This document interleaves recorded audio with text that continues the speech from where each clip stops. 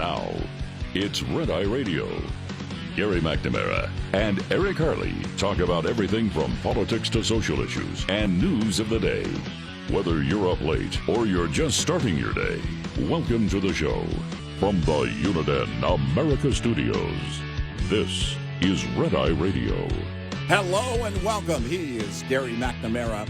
I'm Eric Harley as we move into a Thursday. Gary, how's it going? Really good. And I was thinking this may be the audio cut of the week. All right. All right. and this is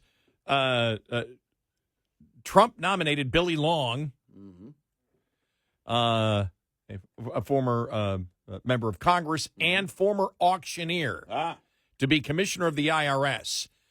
Now, he's a former auctioneer, which means he has what I think is a unique and accurate narrative of the federal debt. All right? All right. Here we go. So one other thing, being an auctioneer in Congress, the way our debt is running out of control, they find it very handy to have Jeff Duncan and myself here in Washington. We are one of the few people that can actually keep up with the national debt. I'm $1 trillion, $2 trillion, now $3 $3 trillion, now $4 trillion, $5 trillion, $6 trillion, $7 trillion, $8 trillion, now 9 10 11 trillion down here, 12 trillion, 13. You're out of here, 13 trillion, 14 trillion, now 15. I have sold it 14 trillion. The only criticism I would have is that the debt tally runs up a lot faster than what he was doing. Yes, you're right. He's not quick enough.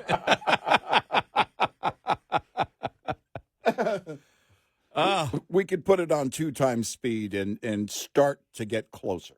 Yeah. That was great. I love it.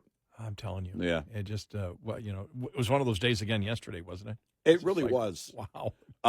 Did you see Charlamagne on The View?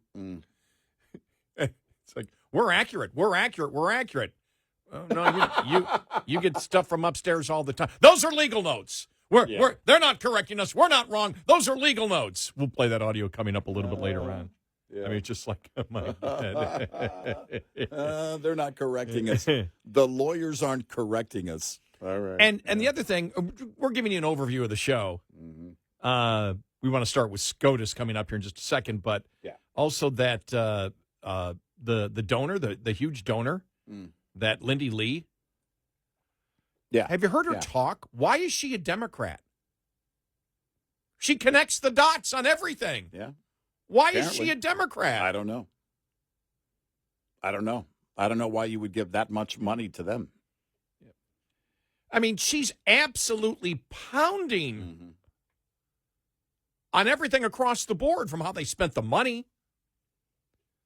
to the Biden pardon. And you saw the political story. Biden's going to come in and just go, okay, everybody basically, he's going to do what Oberman said, just come in and just pardon everybody for everything. Just a blanket pardon. Yeah. And it's like the Democrats out there going, what I love is we claim we have, we take the high road and we're the moral ones, and we're not. Yes, we are. No, you're not. God, just. Well, if you really want to create chaos on your way out the door, if you're Joe Biden, hopefully he's not listening to this, you would do a blanket pardon for any crimes committed by any current living citizen or any future citizen of the United States, including future crimes. I know we're screwing with the Constitution. No, if you're a registered Democrat. Yeah, exactly. It'd be every American, because you know what would happen? It would be the purge. Nope. That's how the purge happened. Biden pardoned everyone for future crimes. Well, they should make the next purge. That should be it, right? Wow. A president comes out and he's angry because he didn't win and it's last day in office. He pardons every current citizen, every future citizen for any crime they've committed in the past and any crime they will commit in the future. Is Tom Cruise going to be in that movie? I don't know. If he does, it'll be good. It'll be a blockbuster. You're not going to need the women in the water. Oh, you mean the precog thing? Yeah. I'm trying to combine the two together. Yeah. No, because you won't have to do. All that'll be gone. You won't have any cops. Everybody's pardoned for any future crime. So any future crime they'll be able to commit crimes till there won't be any crimes. Yeah, but come on, they're Democrats. They can't pardon the cops. There won't be any cops. They defunded them. Eric thought of everything with help from the Democrats. What's scaring me is it's true. It might be more accurate than a movie could be. Yes, exactly. It sounded plausible to me. I'm like, oh, okay. Give me some liberal. I need some liberal. No, we could totally. Now, here's the thing. You'd have to have some conservatives make the movie. Because they'd have to come in with, I don't know, there's some liberals about, what we heard the nice lady going after the mayor of Chicago about defunding the police. Don't defund the police. We need the police in our neighborhoods. So maybe it would be a mix of Democrats and conservatives. But the movie, it would start with, now that we've defunded all the police and they no longer exist, I'm going to pardon everybody for everything in the past and anything in the future. Ready? Go. Yeah. It's insane. That Politico story that hit, about, the talk around the White House about all of these, and they've got a whole list of people. It's like, what did these people do? Fauci, Cheney. Yeah, right. Right. Exactly. How's that going to be taken? We're giving a pardon. Now, is it just Liz Cheney, or are they going to throw Dick Cheney in there, too? Why do anybody named Cheney? I think it's Lon Chaney, who played a werewolf years ago. It's everybody. Lon Chaney Jr., Lon Chaney Sr., Dick Cheney, Liz Cheney. Let's get all the Cheneys. Mr. Haney. Mr. Haney. It's close enough. Mr. Douglas. Mr. Douglas. He's And you're related. Aren't you related to the original actor? I was. Not the original, the actor. He passed away, Pat Buttram. Yeah. Yes, he was, by marriage, we were related. Mr. Douglas. But I can still do the voice, even though it's not in the family. Although it's weird. My uncle that it was related to him, again, he's my uncle by marriage, and my dad looks similar. And I'm like, y'all got to be cousins or something. My uncle, my late Uncle Andy, was related to him. Oh, because you said his last name, which is Buttram. Mm-hmm. You saw that Anna Navarro on The View got burned big time. Mm-hmm. She wanted to make examples of presidents that have, pardoned people around them. Right. And she went to Chat GPT, GPT. Mm-hmm. And she came out and she said, well, Woodrow Wilson pardoned his brother-in-law, Hunter DeButts. Completely made up. Completely. There's no such person. How do you not know that? Hunter DeButts. Oh, my. DeButt. Oh, my gosh. She pardoned. What kind of legal note do you even I don't know if there was a write legal note for that one or not, but it was like she got eviscerated for that one. It's like, hey, I don't think we have to because it's not a real person. We don't have to do anything. We're just going to sit here and laugh. Oh, my gosh. Hunter DeButts. That's funny. I know. That's hilarious. Hunter the crack smoker. Oh, my gosh. See, this is how you can mess with people because AI just basically, you know what AI is? You know what Chat GPT is? It's the garbage plate of the internet. It is. There's a lot of good stuff, but it's just rounded up everything put on the garbage plate actually is better because it's food. But it's rounding up anything and everything in the restaurant, basically. And your that's what these bots do. They don't know what's true and what isn't. They don't vet. They have no idea. Remember, was it a pilot? Was it air traffic control? Remember that one time where somebody? It was a San Francisco TV station. Oh, that was it. Yes, they were reading the passengers of a flight that had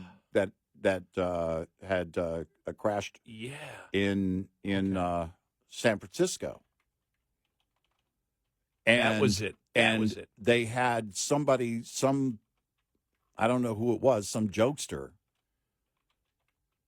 I don't know I can't remember if that person called them or sent them a press release that looked real. And they read the names on the air that were clearly fake. Yeah. Oh. My gosh, it was horrible. I mean, it was extremely racist. It was on Asians. Top yes. Yeah. Racist. Yep. It was a flight coming in from Japan, if I remember. But correctly. that's a kind of cringe stuff. Oh my gosh! That you heard the same thing with Anna Navarro. Right. Hunter to butts. Yeah, exactly. The thing with the TV station happened on a Saturday, but it doesn't matter. You still have a full staff on Saturday, especially when something like that happens. Yeah, it was the pilots' names that they were throwing The pilots, out. yeah. How many? They were throwing out like 5 or 6 names they threw out there. Yeah, I have it. Wow, can you believe it? That's 11 years ago. Yeah. Oh, wow. My daughter didn't believe me when I told her this story, and because she hadn't heard it, and this goes back a couple of years, and I said, no, I got to find it on YouTube for you, where the TV station read fake names on the air. Extremely racist. I mean, I don't know what kind of legal note you get on that. But the fact is, it's something that we would pick up immediately. Yes, you would know it if you before. Just so I wouldn't read it off the prompter. I would say, right. We're going to a break because there's a technical difficulty, and Right. I'd tell the news director, these aren't real names. Just so you know the quote from it, just one of them. Right. We too low. Right. And another one was one of the pilots, yeah. and that was the plane that crashed. Remember right. that one? Exactly. Yeah, and it came in. It right. came in and didn't hit the runway right, if I remember correctly. Yep. It came in and landed early before I think the wheels touched down before the runway started, if I remember correctly. And the cringe when you heard it when you heard it, you just went because it went viral. You went. I mean, because it went viral right away. Right. The cringe factor. It probably was greater for that than Navarro because they're doing legal notes all the time. Well, they have zero credibility to begin with. Where these anchors probably had a lot more credibility, and you could look and go, okay, that they have credit. They're just reading the news, whatever. Yeah, on a local newscast. In fact, The View comes from an old French word meaning cringe. People may not know that. It may not even be true, but I did not know that. So the point being, what stands out on The View? I don't know. We call it Wednesday. Hunter to butts. My gosh. Oh my gosh. Oh, what is Hunter the baby daddy? Yes. Oh my. Please, Dad. Son, there's certain things I can't pardon. It's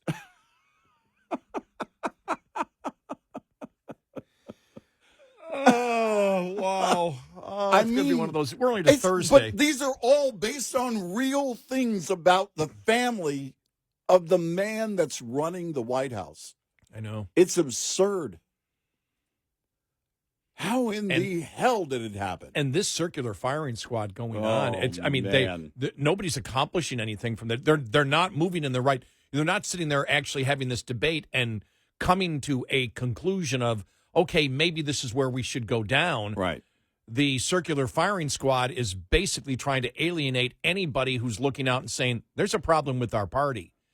And the majority are saying, no, they're not. We're absolutely fine. Right. These things that we believe. And you saw it. I mean, the absurdity of for example, Judge Jackson yesterday comparing the mutilation of children to interracial marriage. Right. Oh, come on. Right. That's kooky talk. That was so, man.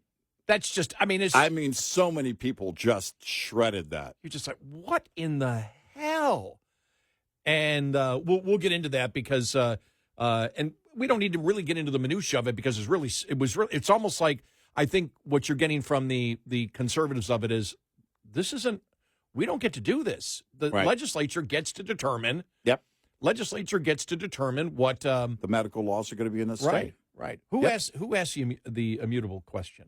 Alito. Was that Alito who said that? Yeah. He said but if you can change your gender, it's not right. Something we've said. Yeah. That's going back to the civil rights era. Right. The protected classes were created based on things essentially that you can't change about yourself. And this is the opposite of that. This is changing these things about yourself. So saying it's a civil right, it's quite the opposite. But I'm telling you, the perversion of this, and let's not, again, I will read an article sometime when it says, what is it, gender affirming care. Yeah. And it's the mutilation of children is what it is. Right. It is an absolute act of perversion, the most reprehensible perversion of adults to children. Yep. Great show ahead, 866-90 Red Eye. This report is brought to you by Shell Rotella. With advanced synthetic technology, is designed to help keep your rig running with more mileage and less maintenance. Electrical systems are one of the most common causes of winter breakdowns. So when your batteries talk, it's important you listen. Know the warning signs that could indicate your electrical system needs attention to help avoid getting stuck out in the cold this winter. Keep an eye out for lights that are dim, as this is an early warning sign that your alternator is degrading and near the end of its life cycle. Lights that are brighter than normal, on the other hand, can indicate your alternator is overcharging. You should immediately get a full electrical system check if you notice either of these warning signs. Get in touch with Red Eye Radio, toll free at 866-90 Red Eye.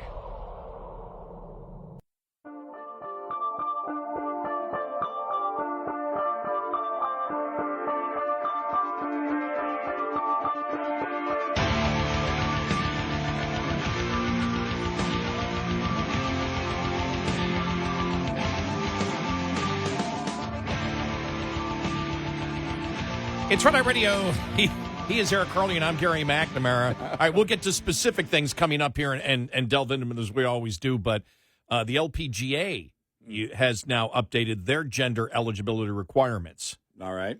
The effects of male puberty confer competitive advantages to golf performance compared to players who have not undergone male puberty. And so basically you have taken it out. I mean, what they're saying is if you get to puberty and then you start taking the hormone treatments, it doesn't matter. Apparently, they're still going to accept you if, and that's got to be a very small number of people, if you get the therapy before puberty. Okay, all right. So, but they're cracking down on it because they saw what was coming. Yeah. There were a bunch of men who said, "I can make a decent living on that tour." Oh yeah. Yeah. I can't compete with the men, but man, I can make it. I can make it there. So right. But we'll get to some of the things here. We'll get to some of the comments from Alito. But yeah, it was pretty obvious, SCOTUS, looking at this, except for the insanity of the leftist judges, which is insanity. I mean, the comparisons that they were making were just downright insane. Yep.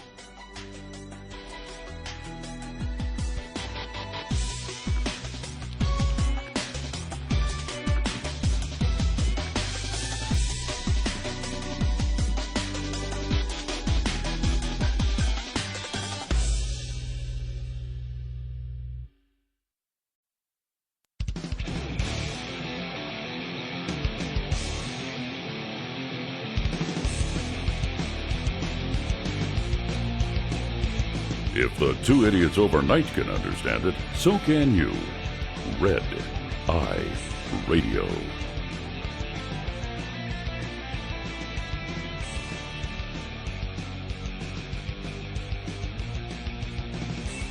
It's Red Eye Radio. He is Eric Harley, and I'm Gary McNamara. All right, do you want to do some audio from the SCOTUS hearing? All right, let's do that. Justice Jackson yesterday. Being drawn by the statute. That was sort of like the starting point. The question was whether it was discriminatory because it applied to both races and it wasn't, necessarily invidious or whatever. But, as I read the statute here, the case here, the court starts off by saying that Virginia is now one of 16 states which prohibit and punish marriages on the basis of racial classifications. And when you look at the structure of that law, it looks in terms of, you can't do something that is inconsistent with your own characteristics. It's sort of the same thing. So it's interesting to me that we now have this different argument, and I wonder whether Virginia could have gotten away with what they did here by just making a classification argument the way. She's nuts.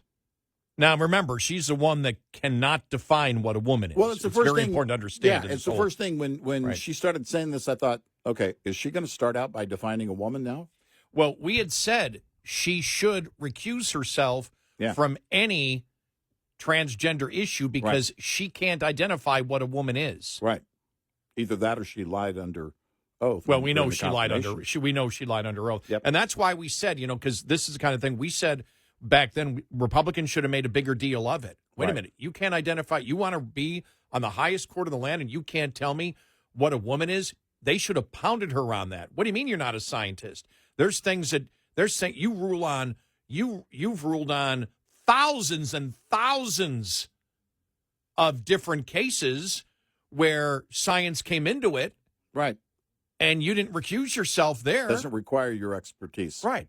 And so, but to make the case that interracial marriage and the banning of interracial marriage has anything to do with the mutilation of children. Yeah. That's how evil these people are. Seriously, there's no other word to do it, but, well, you're over the top. Yeah, I'm over the top for saying you're evil for promoting the mutilation of children. Well, this was her. I guess she was going to just, again, throw the race card into it to say, well, this is racist. In order to, I guess she thought she was catching somebody off guard. Man, on social media, she was just getting pounded. Just unbelievable. And then was it Sotomayor that made the case that, everything has harm, even taking an aspirin, trying to make the comparison of an aspirin to the mutilation of children. These people are they are reprehensible human beings for making that argument. No, I mean, she's comparing this kind of irreversible effect to taking an aspirin. Yeah. But let's get to Alito, okay? All right. Yes. A question about the state of medical evidence at the present time. In your petition, you made a sweeping statement, which I will quote. Overwhelming evidence establishes that the appropriate gender-affirming treatment with puberty blockers and hormones directly and substantially improves the physical, psychological well-being of transgender adolescents with gender dysphoria. That was in November 2023. Now, even before then, the Swedish National Board of Health and Welfare wrote the following. They currently assess, quote, that the risks of puberty blockers and gender-affirming treatment are likely to outweigh the expected benefits of these treatments, which is directly contrary to the sweeping statement in your petition. After the filing of your petition, of course, we saw the release of the Cass report in the United Kingdom, which found a complete lack of high-quality evidence showing that the benefits of the treatments in question here outweigh the risks. And so I wonder if you would like to stand by the statement that you made in your petition, or if you think it would now be appropriate to modify that and withdraw the statement that there is overwhelming evidence establishing that these treatments have benefits that greatly outweigh the risks and the dangers. You know, one of the things they got into, they were talking about, they got into the whole suicide thing. Yeah. Because they were debating back and forth the fact that, and they were promoting that, well, we need this so they don't commit suicide. Right. Well, there is no evidence. The CAS report showed there is no evidence that having, you know, the puberty blockers, the hormone treatment. I want to make clear that they hold the same opinion, whether it's hormone treatment or the mutilation of children, whether it's the cutting off of private parts. Right. They hold the same opinion. There is no difference. I mean, this didn't hit specifically the mutilation of children. Right. The cutting off of private parts. It was the hormone and puberty blockers. But they brought up the same thing. It was about the whole suicide. Well, you're talking about and that's why we had played Josh Hawley. And thank you for the listener said, Gary, you keep saying Josh Hawley, or you kept saying Tom Cotton. Tom Cotton, yeah. Josh Hawley. Yeah, you're right, it was. They may be the same person. We're starting that rumor right now. Well, they sort of look the same. But and him with the Berkeley professor. Right. And, you know, and she was saying, you know, you're transphobic. I'm asking questions. I'm generally asking questions. Do you believe a man can get pregnant? He goes, well, do you? He said, no. Well, then you're transphobic. How? Because you're denying transgender. No, I'm not. I'm simply saying men can't get pregnant. Right. I'm not denying that people exist, you know, one way, you know, or another. And he said, well, why? She goes, you know, you're advocating violence. How? Because transgenders have a much greater rate of attempting suicide. Yeah. It's like, well, then you're telling me, and they're using the same argument for children. If you don't do it for children, and it's both the puberty blockers, hormone treatments, and the mutilation, they believe that this things that needs to be done for children, because if you don't do it, they might commit suicide. And so they were getting in that debate saying, well, the CAS report, you're saying it's absolutely clear. Well, there's contradictory evidence to that it isn't the case. And I'm just shaking my head going, my God, they're talking about children who are suicidal, and let's just throw drugs at them and let them cut off their private parts, and this will solve the problem because the evidence is clear. They're lying. Yeah. Why would you lie about something like that? Why would you do that? It is the weirdest, most perverted thing politically that has happened in recent years. I mean, you think of everything that's going on right now. I don't know how you look at this and say your children are safe around radicals like this, because they're not. Now, just to give you an overview of it, most said, well, no, this isn't going to pass. The conservatives are, not going to pass this. And using the same thing that they did for abortion, we don't get to decide this. The states can decide which procedures are allowed, and if they're allowed for what ages. Right. And it's like, but legislatures can control. Yep. What happens to children. We do it all the time. Yep. But to try to make the case, I mean, good God, to make the comparison of aspirin to this, to make the comparison of interracial marriage, right? That we're talking children. Yeah. It's just, I can't think of anything else except these people are absolutely evil and perverted to even suggest something like this or attempt to make a rationale of it. There are times, and you can be over the top and you say, well, that's evil when you think about that. Well, you're saying it's evil because they want to spend $1 billion and you only want to spend $500 million. Mm-hmm. If they're okay, you can make the case that isn't evil. Right.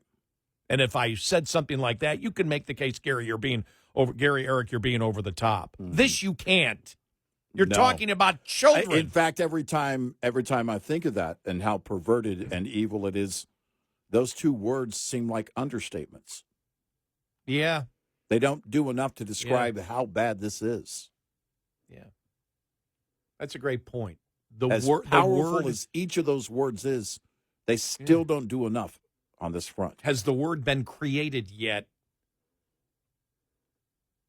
to adequately explain the brutality, the viciousness, the evil that people must have, that adults must have in their head to even promote this kind of thing? And then they want obscene books in front of them. Yeah. Starting at the age of 5. Yep. I mean, somebody needs to tell me what the hell's going on. Because there's no other way to describe it. We don't have the words. And quite frankly, the words that we do have are inadequate, perverted, and evil. Don't go far enough to describe how bad this is. Wow. 2 words, 2 other words. Home school. Yeah, you're right. Yeah. You know what's interesting is that when the audio cut we played yesterday of that lady just basically handing it to Mayor Brandon in Chicago, and, you know, about defunding the police and about his salary and everything else and the Democrats, and it was great. We saw this, too, with schools. And I said something then, and it still stands, that the left doesn't understand you're not going to war with the right. You're going to war with the parents. Now, in the case of, like this case before the Supreme Court, the parents are involved, and we can't wrap our brains around that. No. How doctors are involved. How the medical community hasn't said in unison, no, is boggling to my mind. I don't get that at all. But when you're taking on the parents, when you're doing this, and it's not the parents that are on board with this and don't want those books in the school and fear men being in the locker rooms with their daughters, you're not going to win. You're not going to win that battle. Disney going to war with Ron DeSantis? No. Disney was going to war with the parents. Yeah, when you think about doctors advocating puberty blockers, hormone, the puberty blockers, hormonal treatment, mutilation of them, because these are kids, if you don't do it, they'll commit suicide. And what they're acknowledging is there's an incredible, horrible mental problem here with these children. Right. And so this is the only solution. They're out of their frickin' minds. Right. They're out of their minds. And the left keeps making the point that, well, puberty blockers are used for for medical purposes when children start to go through puberty at a very early age. And the medical opinion is this is detrimental, so we need to block that and wait till they get to the appropriate age. Right. That's what they're for. That is to protect the child, not the opposite. 866-90-RED-EYE. We'll be right back with more Red Eye Radio with Eric Harley and Gary McNamara.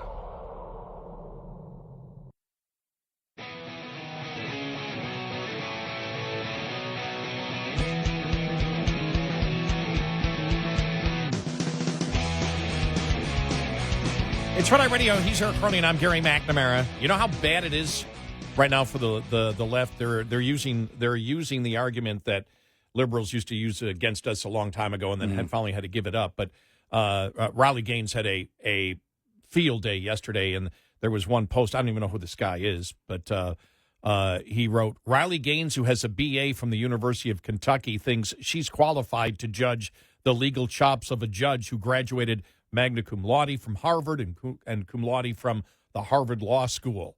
And it's like, yeah. But she can define, Raleigh Gaines can define a woman. Yeah, exactly. So what good is your education?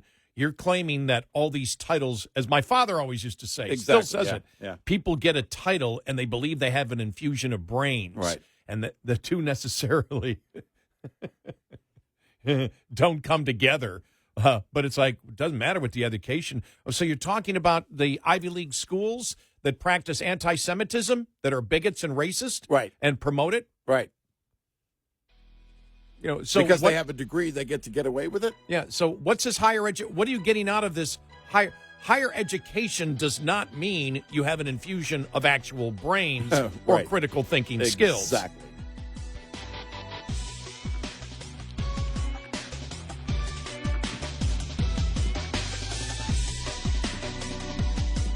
Top of the hour news is brought to you by House Products. Visit houseproducts.com. This is Red Eye Radio on Westwood One.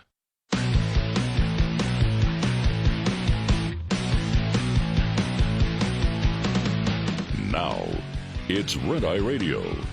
Gary McNamara and Eric Harley talk about everything from politics to social issues and news of the day. Whether you're up late or you're just starting your day, welcome to the show. From the Uniden America Studios, this is Red Eye Radio.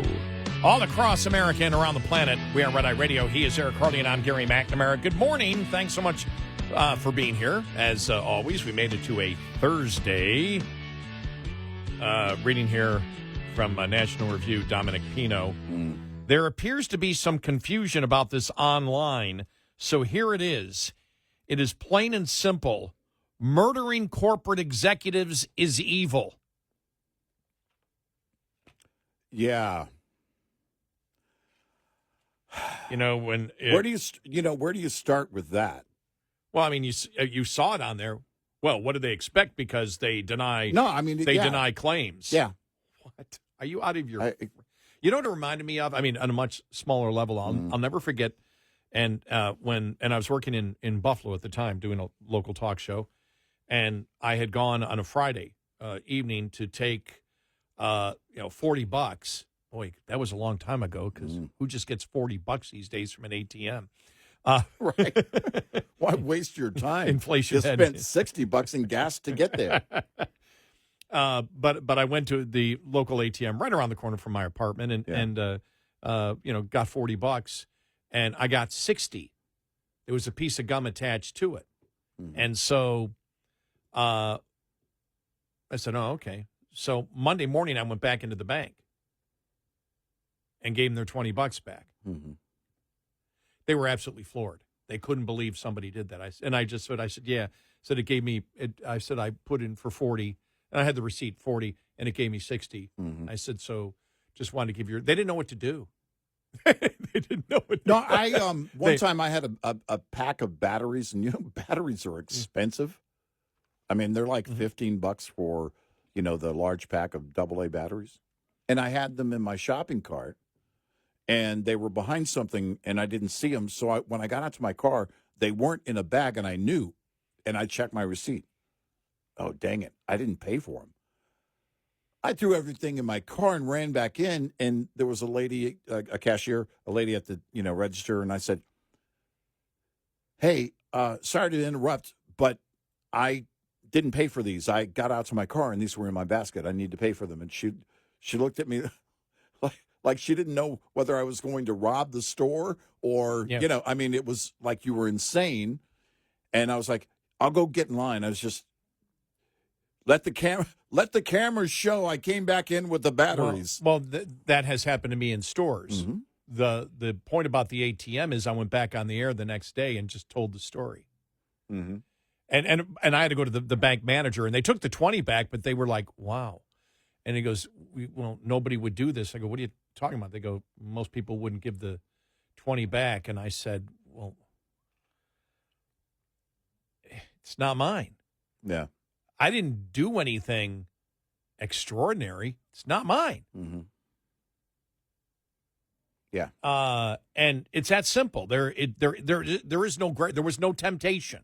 Right. As You know the feeling you had when you went back in, when that's happened to me, and because you're sitting there like, oh my God, I just walked off. What happens with me, you know how that you got the shopping cart, and then you've got that, beneath the shopping cart, there's a place you could put like a big thing of soda or bottled water. Mm-hmm. I put something down there and walked out and got to my car and the same thing. And I've actually gotten home and realized I didn't pay for something and went back to the store with it and just said, I'm not returning it. I didn't pay for it. But when I went on the air that day, the majority of my listeners to my show said I was an idiot for doing it because the bank wouldn't do that if it was reversed. Mm-hmm. So it doesn't matter what anybody else would do. It matters what I would do. And people were blown away. I was called, these were my listeners. Okay, you're a sucker for doing it because it wouldn't reverse it. And I thought of the same thing yesterday. Here's a guy that was, murdered.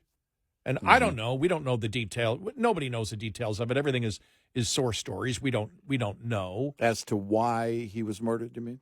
Yeah. Yeah. I mean, Brian Thompson is the person who was murdered in New York City early yesterday morning.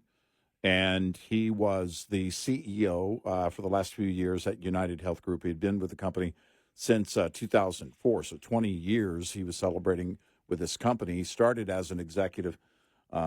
He came in as developer of corporate or director of corporate development and worked his way to the top.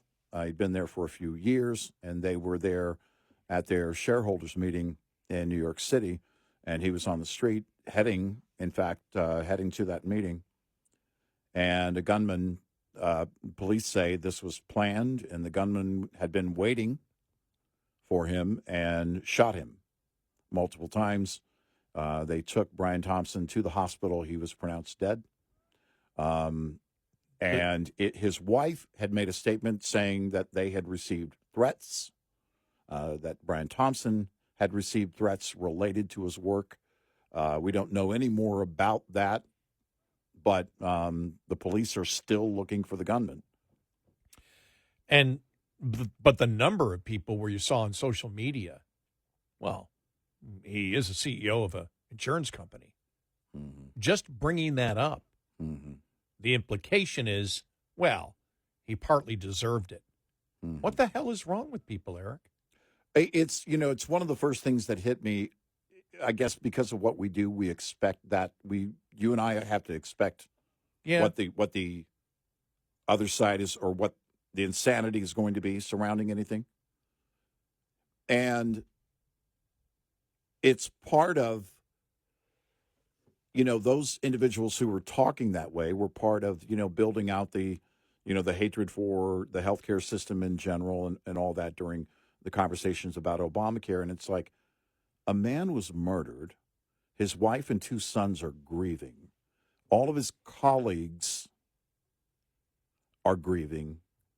People that, in some cases, he's been working with for a couple of decades. And this is your response?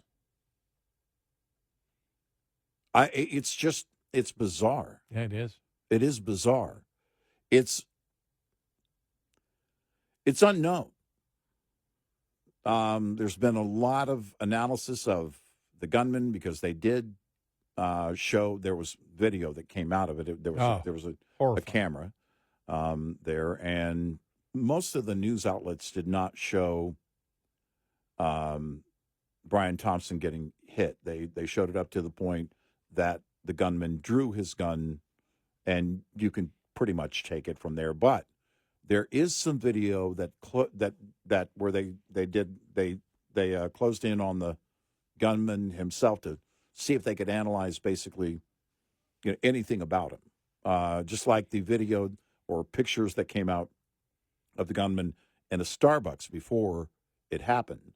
He had been waiting, police say, for Brian Thompson, and you can see him because it's on the street in New York City.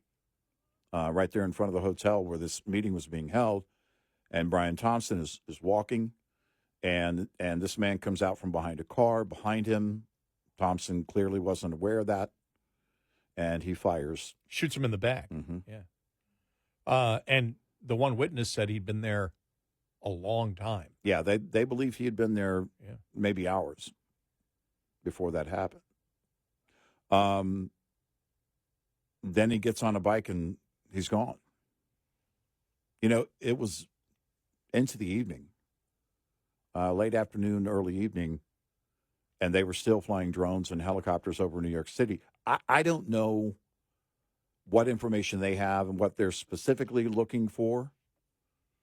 You're gonna flood Central Park with cops and do everything in a situation like this.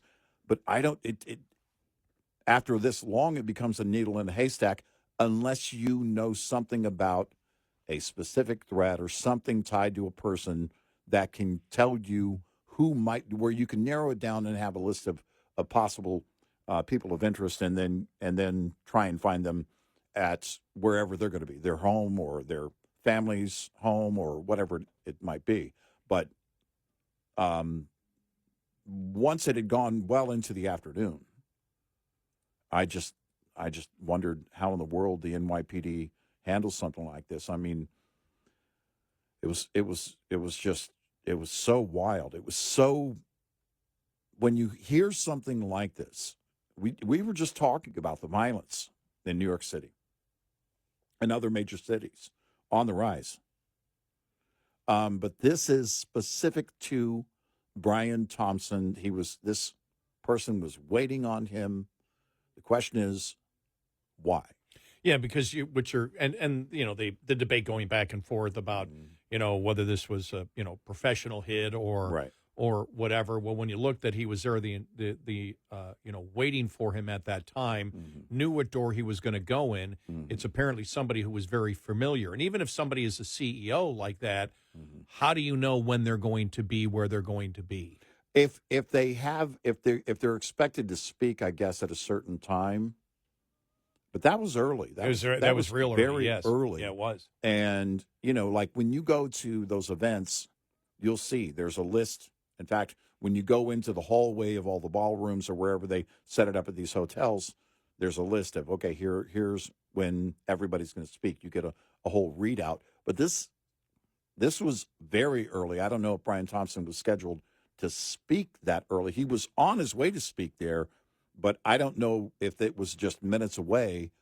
And going back to your point, what did the gunman know about, or was the gunman waiting and was willing to wait to the point of whenever?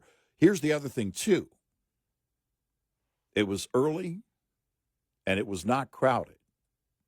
Because if it had been, mid-morning, then there's people everywhere, right? Mm-hmm. In this case, there were few people on that street in terms of what you would expect for New York City, because it's very early in the morning. Did he know that? He had to have. It seems he did. Or would he have been so brazen as to step out from behind that car with a ton of people on that sidewalk and do the same thing later in the morning with a ton of witnesses around? I don't know. There were people that walked by this person when he was waiting. Oh, yeah. There were people that walked by him at Starbucks. The person that when he started shooting was right there. Yeah, and they kind of ran for cover. Right. But that was almost just to the side where I was like, wow, he didn't turn the gun, because you're sitting there thinking to yourself, well, that's a witness right there. Right. Yeah. And they just ran off. He didn't seem to be focused on the witness at all. Right. No, the gun jammed, and he cleared the jam relatively quickly. So I don't know if that means he just got, it just happened that way, or if he was familiar with that gun. It's hard to tell. It's hard to know. It looks like he had a silencer on it. The barrel was very long, so it looks like there was a silencer on it. If it was a homemade silencer, it may have caused the jam. The silencer may have caused the jam. But again, all of this really doesn't pertain to, the murder. It just might pertain to the planning later on when police are trying to, figure all of this out and find this person and find out who they are. There were 9mm rounds, both live rounds and spent rounds, on the ground. So I don't know if there's any information to gather from those, any DNA or prints or anything like that. I don't know. But I hope they get this person quickly. You do wonder that with the number of cameras, for example, in New York City, they're everywhere. They're at every street corner. Yeah. Can you follow this person? You would think, because you got the timeline of when that happened at that location. You know the timeline. Now, it could be tedious to get, because you're be going between the cameras that are already there that the city of New York, I'm sure, has there, and then every single private camera that probably everyone has outside their store. Right. And you piece that together to find out. Now, apparently, they believe he went in the. Excuse me, I don't know if it's a he. No, true. That the suspect went into Central Park, whatever. How many cameras are there in Central Park? There's got to be cameras everywhere there, too. Right. There's cameras everywhere. Yeah. I mean, how do you even walk? I often think that I always get this awakening whenever I go to the airport to park my vehicle, and when I go in, because you've got the toll tag. Yeah. And I pull in and it says, "Hello, Gary McNamara." And every time that happens, I'm like, well, I can't commit a crime. They know exactly where I Dang am. it, they got me. Yeah, there's in today's world. I mean, if it's a professional job, I mean, do they understand that and then understand how they've got to maneuver to get away? I don't know. I mean, we're here in a few hours. It'll be 24 hours, and so, or did he just get away? And escape cameras somehow. But he was wearing a hoodie, and part of that jacket had his face covered in the front. So you really didn't see much at all. 866-90-RED-EYE. Brought to you by FPPF, Fuel Power Max. Owner-operators with authority generally have two options when it comes to sourcing freight. Brokers on the spot market or directly from the source, the shipper. As any trucker with relatively recent experience with spot freight knows, the highs of working the load boards can be really high. On the other side of that coin, however, when the market flips in favor of shippers, it can be tough to keep your business afloat working with brokers. The smallest carriers with direct customers, however, can hang on through tough times or even prosper, as long as demand for their customers' product remains at least somewhat stable. Owner-operators in it for the long haul make direct business with customers a principal goal. Owner-Operator Business 101 is provided by Overdrive's Partners in Business program. Go to overdriveonline.com to the Partners in Business section of the website for more detail on this and many other topics. Brought to you by Shell Rotella. With advanced synthetic technology is designed to help keep your rig running with more mileage and less maintenance. Coming up, more with Gary McNamara and Eric Harley. It's Red Eye Radio.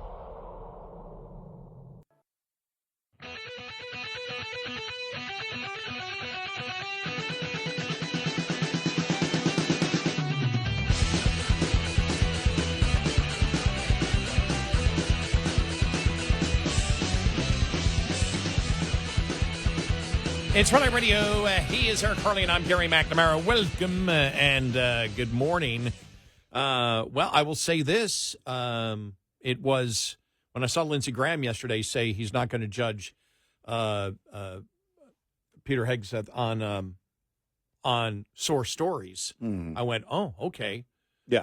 And then Hegseth's out there saying, I talked to Trump, and Trump saying, keep going on it. And Hegseth sat down with Joni Ernst. Right. Yep. And Joni Ernst, it's hard to tell if her vote changed, because before that meeting, she seemed to be a hard no for Hegseth. But, she served in the military, also a victim of sex abuse, and those points were made. But she said it was a very productive meeting. But the surrogates of Hegseth after her now, the whole thing of, did she have an affair when she was, so it was going back and forth on social media yesterday, but he was campaigning. I mean, he was out. Hegseth was campaigning. Yeah, he was out campaigning. So I do believe they think they're maybe hope. I don't think they have the votes now. I still don't think they have the votes. Didn't Trump say, was it before Thanksgiving? Didn't he say that members of the Senate need to talk with Hegseth? Yes. Well, Hegseth, that's what Hegseth was doing in part yesterday. Yes. And will likely continue. He was asked yesterday, are you going to have a meeting with Donald Trump? And he said, basically, well, as of right now, no, there's not one planned. But if anytime he wants to sit down, I'll sit down with him.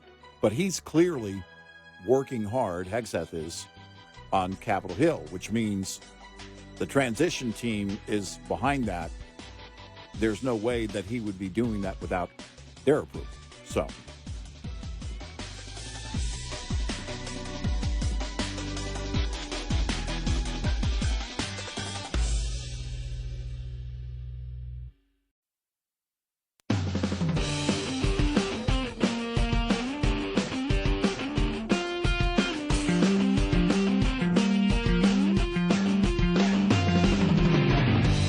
Listening to Red Eye Radio from the Uniden America Studios. And he is Eric Harley, and I'm Gary McNamara. Welcome and good morning. Thank you for being here. So there it is. We had mentioned it earlier. 2 national golf associations announced new gender eligibility policies on Wednesday that bar transgender women who have gone through male puberty from participating in elite women's competitions. The LPGA said in a statement outlining its new policy that it had consulted top experts in the fields of medicine, science, sports physiology, and golf performance, and had been advised that a player's exposure to male puberty provides physical advantages that are beneficial to golf performance compared to players who have not had such exposure. By the way, whether you go through puberty or not, you have an advantage. They're going to move. They just realize this is a way to do it. This is the half measure from women's golf. Right. Yeah. But as we all know, it doesn't. It's just not puberty that gives you that. Right. That muscle mass. So, but I think that's their thing. Okay, let's not go the full way now. Let's just do this, and it solves the problem that we have now of the one transgender woman. Who has been moving up the ranks. Right. And they were worried about whether he could be on the golf tour or not. Right. So that it solves their immediate problem. To compete in elite competitions such as the LPGA Tour, the Ladies European Tour, a trans woman must establish that she has not experienced male puberty or that she has met specific testosterone requirements. Trans women who do not meet the requirements are still able to compete in non-elite events and activities, according to the association. Well, that'll stop. Yeah. It's moving. It's just moving in the opposite direction. I mean, man, the insane. And then this one, Martina Navratilova, this is the headline. Martina Navratilova mad that Republicans are more outspoken than Democrats about trans athletes in girls' sports. In a post on X, the tennis legend said she was, quote, mad that Republicans have tackled the nationwide controversy rather than the Democrats, the party which she has aligned with. Come on over, Martina. The water's fine. Navratilova shared a photo of Congresswoman Nancy Mace with members of Gays Against Groomers holding up a shirt that read, Save Girls Sports. Remember that group? We talked about them. Oh, yeah. Long time ago. Yeah. That was a couple of years ago, right? When they was it that long ago? Well, maybe a year and a half. Yeah. Quote, and I am so mad that the Republicans captured this issue. Shame on all the elected Democrats who keep silent on this. Now, that's where she's wrong. They're not silent. No, they're battling for it. They're battling for it, and when it comes to their vote, they're voting for it. They're not silent on it. Right. This is not the first time Navratilova has ripped the left for their different views on the issue. The tennis legend appeared at the Independent Women's Forum Take Back Title IX rally held in June as she and other prominent women athletes push back on the Biden administration's Title IX rewrite. Navratilova said that she and her fellow Democrats tried to make the playing field fair for transgender athletes to compete in women's sports. However, when she did more research, she determined that was an impossible task. Yeah.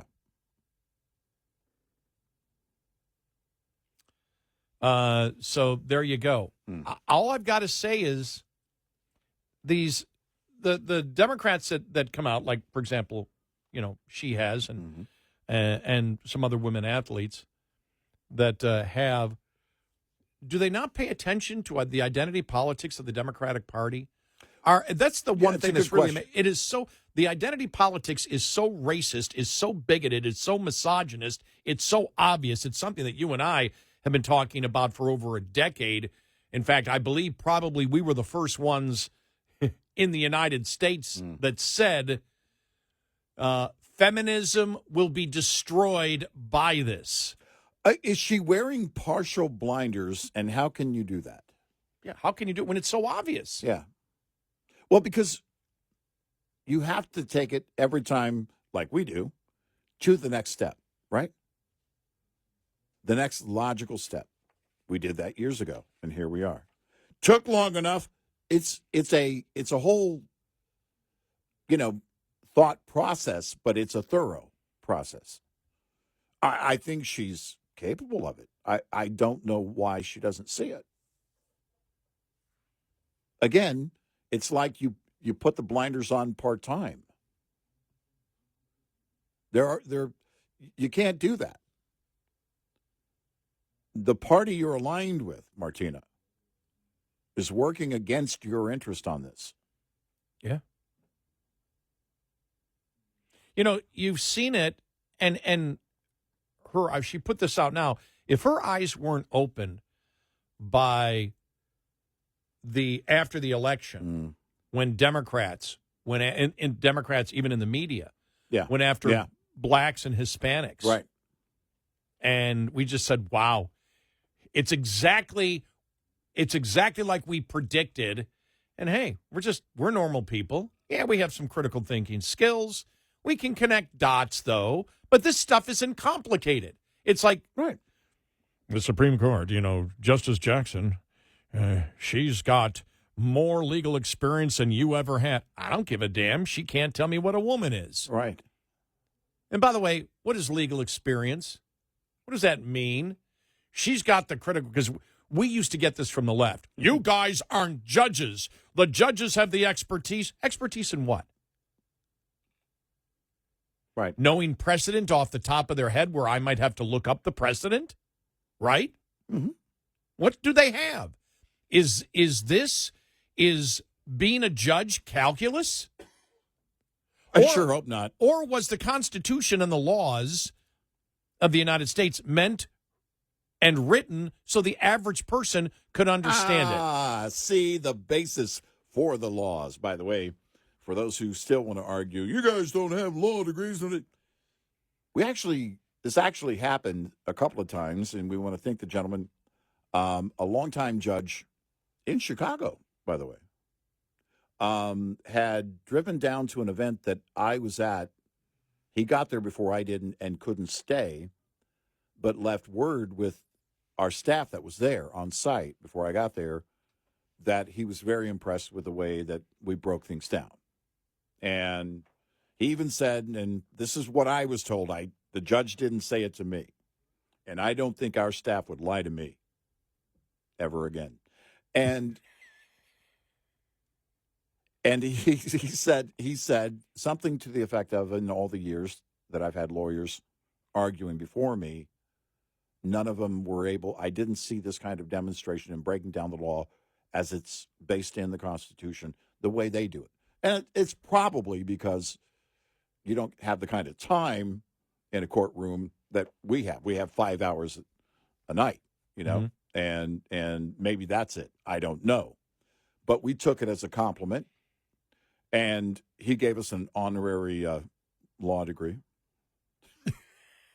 from the University of BS. We have a BS and BS. And he said, but it was a great compliment, but it goes back to exactly what you just said, and you've been saying this for years.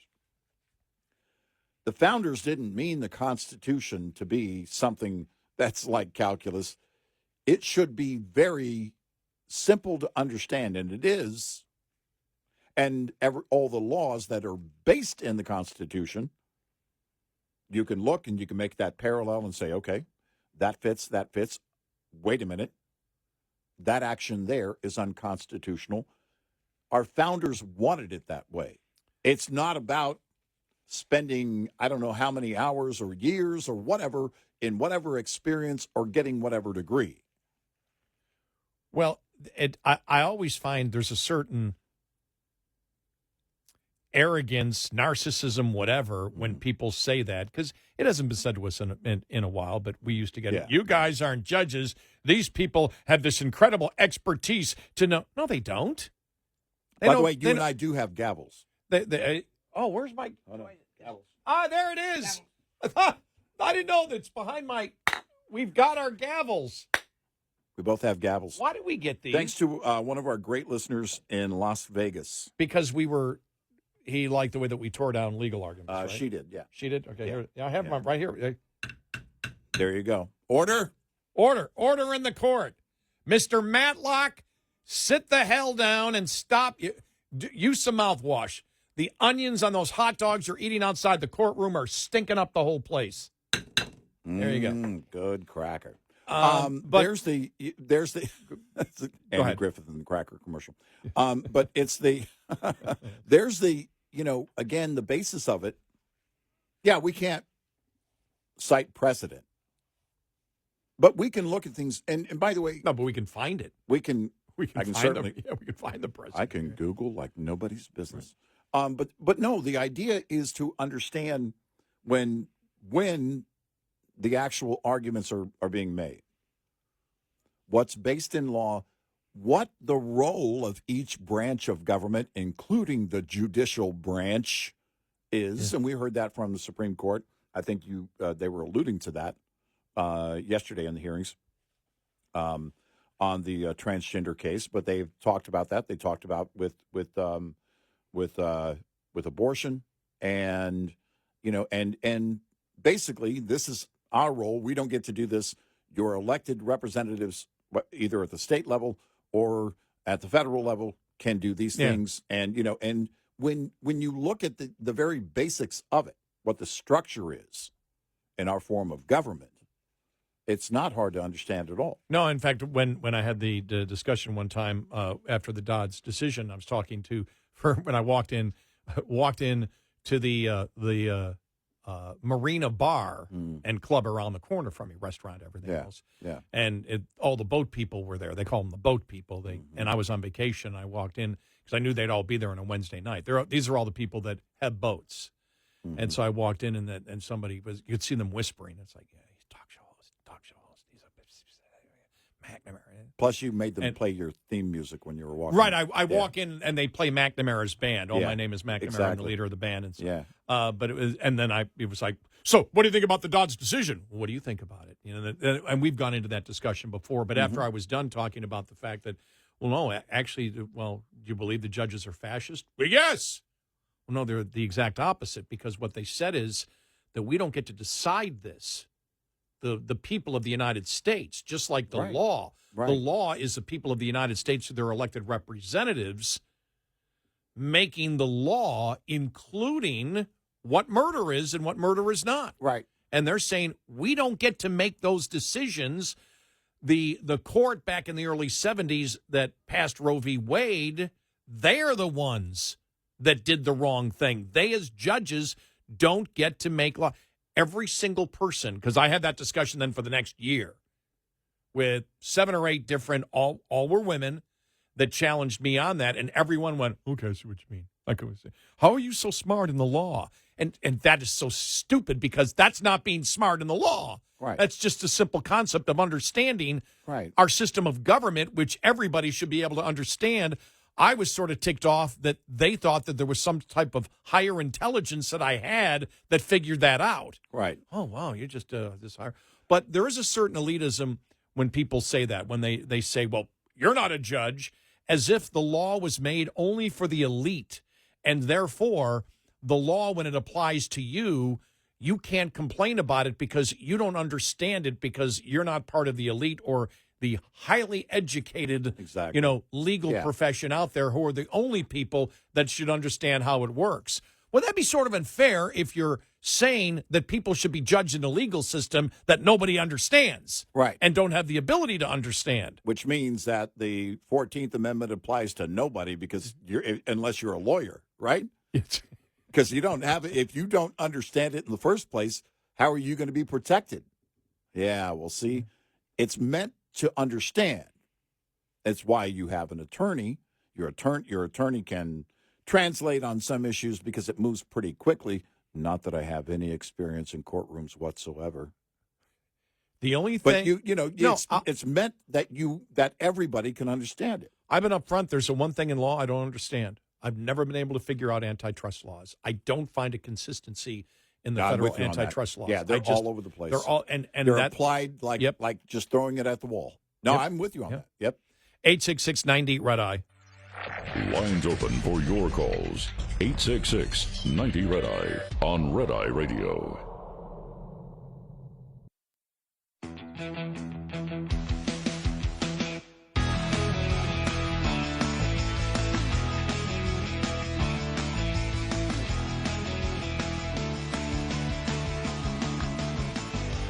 It's Red Eye Radio. He's Eric Harley, and I'm Gary McNamara. All right, coming up here, the circular firing squad of the Democrats still trying to figure out what went wrong. And I just love this headline. Senior Harris campaign aide laments Democrats' move to abandon the primary process. We told you! They have to. They want every process abandoned.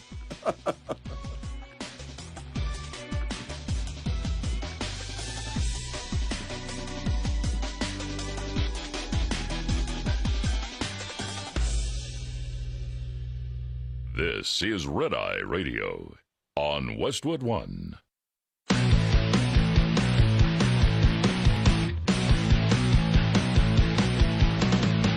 Now, it's Red Eye Radio. Gary McNamara and Eric Harley talk about everything from politics to social issues and news of the day. Whether you're up late or you're just starting your day, welcome to the show. From the Uniden America Studios, this is Red Eye Radio. All across the USA. We are Red Eye Radio. He's Eric Harley, and I'm Gary McNamara. Maybe not liked all across the USA. No. I mean, we're in parts of California. Well, we're in talk radio. Nobody. We. This is the business we have chosen. Exactly. Actually, I didn't. Well, okay, I did. I was forced into it, but eventually I had to choose. I could have quit. Well, so I did choose it. I kept showing up every day, so yeah. There was something to it.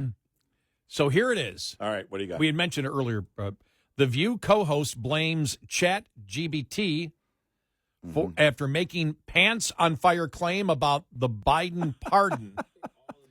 The View co-host, Anna Navarro, admitted that she relied on information given by ChatGPT after she was mocked for sharing false information about presidential pardons in defense of President Biden.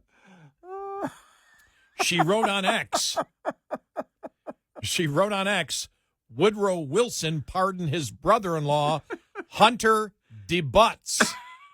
Bill Clinton pardoned his brother, Roger. Donald Trump pardoned his daughter's father-in-law, Charlie Kushner. But tell me again how Joe Biden is setting precedent? DeButts. It's like Navarro's bizarre claim about Woodrow Wilson's. Now, that's a tongue twister. No. Yeah. Pardon of a fictional brother-in-law named Hunter DeButts instantly raised eyebrows. How do you not know? Social media users. What's the first thing that you would think? If you knew nothing about it, you would think, oh, wait a minute. He also pardoned somebody named Hunter? Hunter, yes, exactly. Let's just start there. Social media users and news outlets quickly fact-checked Navarro before she owned up to her mistake the next day. It took her a day. It took her a whole day. And in the law room there at the View, they were going, technically we don't have to do a legal note on this because it's not a real person. Hunter DeButts is not going to sue us. He's not going to sue our DeButts off.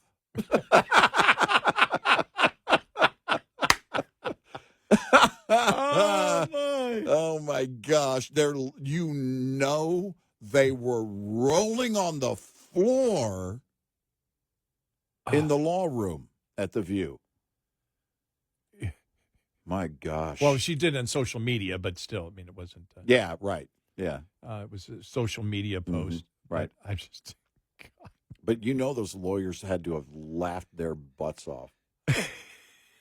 Because they laughed their butts off. But they were waiting. I bet they were waiting for her to repeat that on the show. Right? Right? Yes. I would have been. It was like, oh, she's totally going to say this on the air. Because if she didn't correct it in an hour, I'm thinking, next time she's on the air, it's going to happen. It's coming in. It's happening. She's going to say it, and we don't have to do a thing because there's no such person as Hunter DeButts.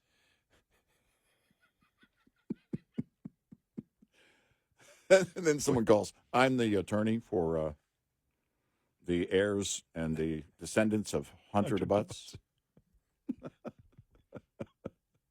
Wow, man. And then on The View, the radio host Charlamagne, Larry Lawrence, I forgot which one it is, was on The View. And, he's, by the way, he's like Bill Maher 2.0, always trying to ride, without question, a Democrat, and then once in a while will come on and say, yeah, but you guys here. Right. And so on The View yesterday, here's how part of it went. Here we go.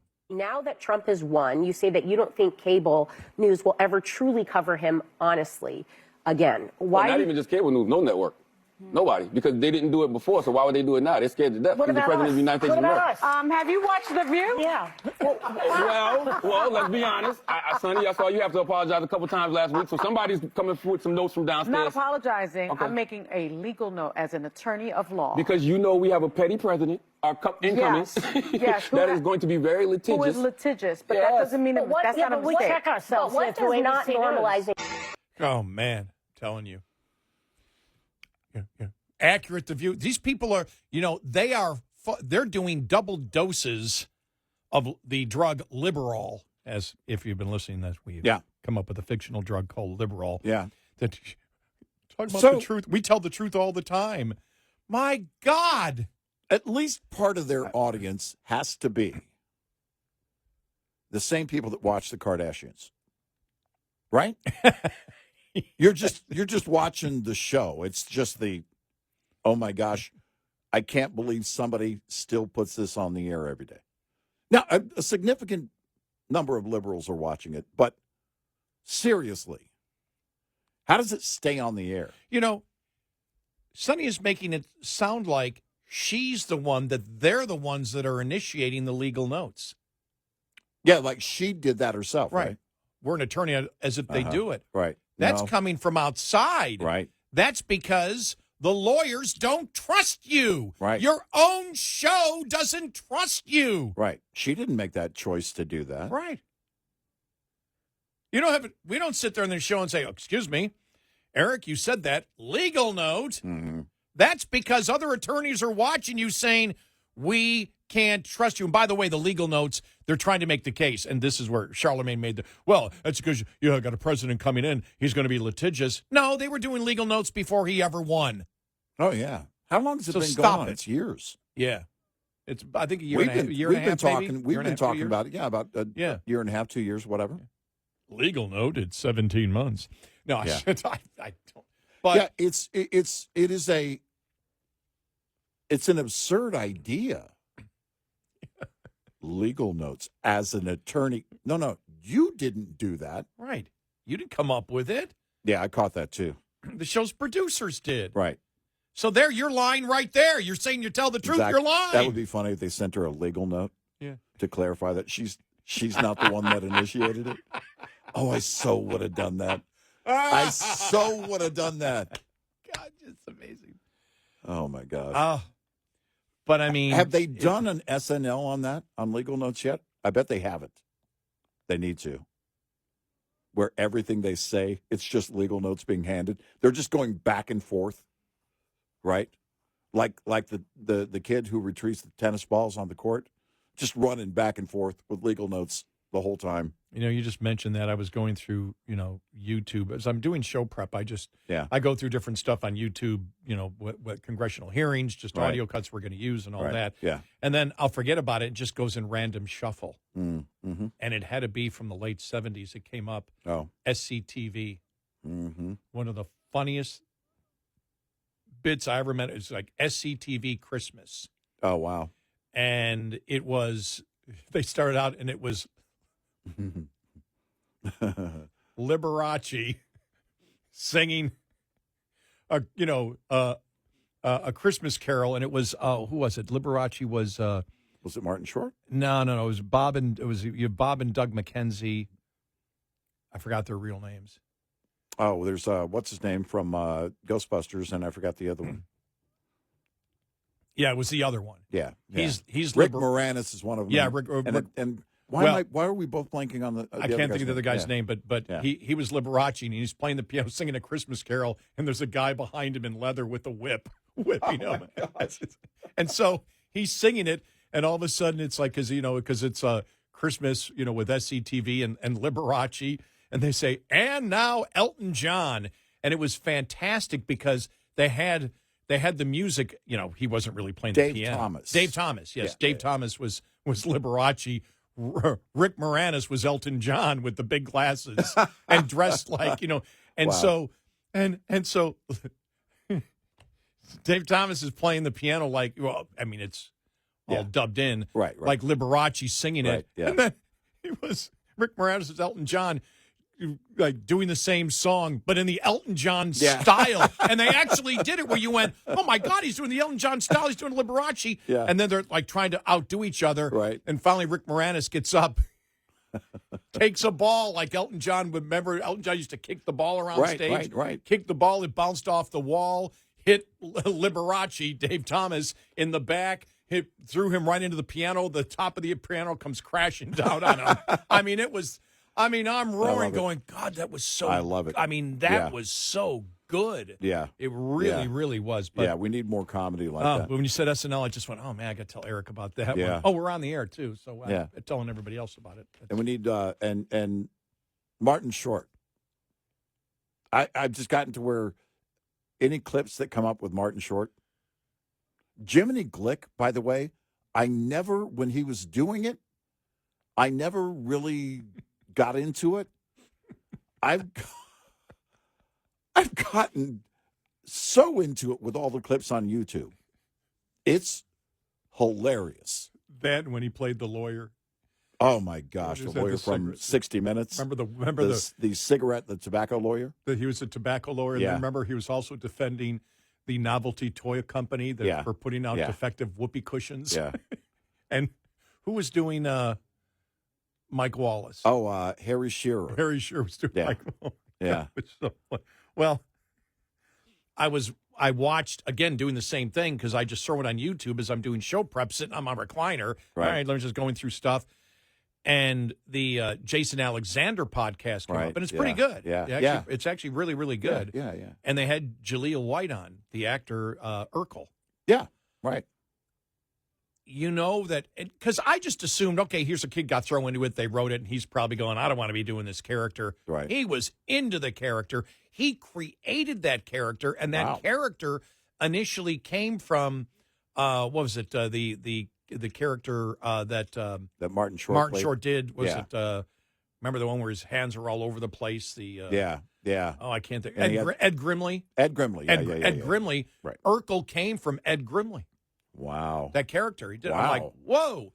And he was talking about how 12, 13 years of age, and he went in there and basically took over the show and how he was able to do it and how his parents made sure that more than what was required. They had to actually go to an attorney to get more than was required put into a trust for him. Oh, wow. In the future. Good. And it was amazing what he knew and understood as a 12, 13, 14-year-old kid. Right. Because the character was so bizarre. Right. Yeah. And it was very sitcom-y, but it was a hit show. It was big. It was huge. Well, I always thought, who's the guy from Die Hard? I can't think of the actor's name because he was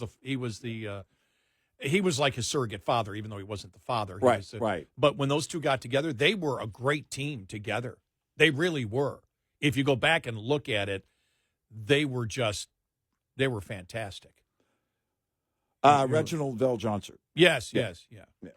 So, it was really interesting watching Julia White. It's fascinating watching, not just the show, but that's what I've always loved. Yeah. I've never been, and you and I talked about this off the air the other day. We've never been in awe of any celebrity. We're just not. We've seen, we've been around too long. I even mentioned when I met, what's his name from Chips, Eric Estrada. Right. My whole thing was I could care less that he was Eric Estrada. What I wanted to know is, okay, you're still working now. What was it like? What did you, and finding out some fascinating things. I had no idea that everything that drove him in his life, everything was to take care of his mother. Yeah. And we had the greatest conversation in the world where everybody's like, oh, I love you. I love you. I never said to that. I never said, I love the show. I just said, hey, what's it like about this? Right. I love, you and I did the same thing. Iconic character and actor from back in the day. The what? Iconic character and actor from, back in the day. Yeah. Yeah. Who was? Eric Estrada. Oh, okay. Yeah. Okay. Yeah. Okay. He's recognizable everywhere. Right. He's more of a lead than a character actor. No. The character he played was iconic, and the actor was both the character and the actor were iconic. Okay. Yeah. All right. Yeah, because he was everywhere. He was on every cover of every magazine. Well, I said I think, and that's a question. How did you handle it? I said you actually were probably one of the biggest celebrities in the world at that time, and he goes, "Yeah, I know." Yeah, just a normal guy. Everybody in the plane loved him, and when he got up, because he was sitting in front of me, and then because we had had like a 10-minute talk in the jet bridge.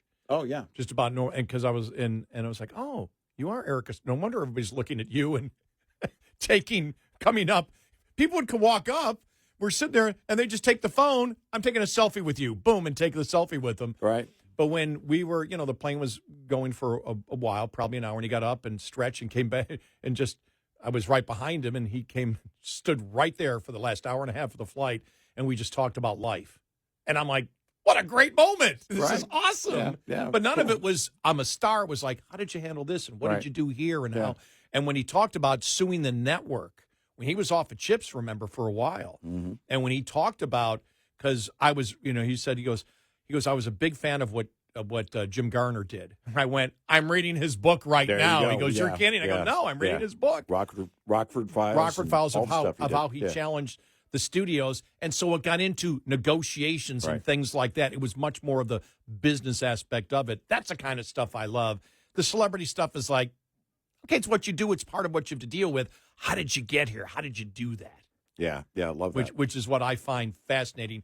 And we had the same thing with Donnie when we interviewed Donnie Osmond years ago, and it was like, how did you do this? How did you reinvent yourself? That was, and he was, I'll never forget, he told us, he goes, guys, anything you ever need, because he was only going to be on for a couple-minute interview, and he was on for like an hour almost. Yeah, it was the better part of an hour. Yeah. And that was because of... It was great. That was because... the death of Dick Clark. Of Dick Clark, and somebody was able to get him because he knew Dick Clark. And he was so nice and he generous with his time. He was like, you guys do different interviews. He goes, well, that's what interests us. What interests us, how the hell you're a human being? How the hell did you get through all this crap? It's a and very all the hype interesting life if you go back and, write the book on all that. It's him and his family. Reginald VelJohnson, by the way, I'll be spending some time with him on my big screen TV. Die Hard, my favorite Christmas movie. I'll have that loaded. And Die Hard 2, I'll get that in the next couple of weeks.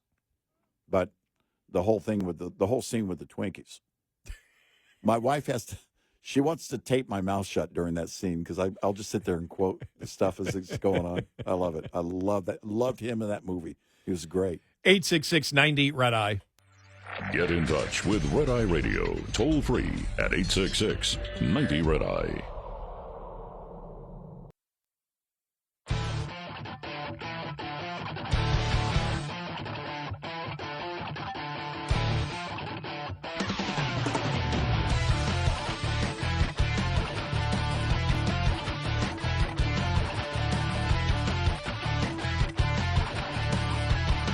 It's Red Eye Radio. He's Eric Harley, and I'm Gary McNamara. Coming up, the Democratic Party still trying to figure out what went wrong, and we'll get to this one story. Senior Harris campaign aide laments Democrats move to abandon primary process. That, by doing that, we might have sent the wrong message. I mean, it's like, my God. You think? Like we're dealing with children. Also, Peter Hegseth and what he went through yesterday. In fact, did you see where he was on Megyn Kelly's podcast? Yeah. I'll get the audio coming up on the bottom of the hour. And she basically said, you cheated on all three of your wives, even your current wife. Right. And she said, are you a serial cheater? She asked that question. We'll hear her response coming up. It was a better day for him because he was out there promoting it, but that's not good. I didn't know that. I didn't know that he, that he cheated on all three. Yeah, of I his had not wives. heard that. And I'm like, okay, that wasn't good. And I said earlier, he had a pretty good day. And then I saw this audio. I go, well, that's not good. You have a lot of people are saying that the recent accusations are all based on source stories, and you can't believe them. But source stories is not what got this whole thing started. That's the problem that he has. Now, one good thing for him was Lindsey Graham seemed to say, well, the source stories aren't going to affect me at all. But from what I know, he still doesn't have the votes in the Senate. We have not heard that. No. So, which is why he's talking to senators. He continues to do that, Joni Ernst yesterday, and more on the way here.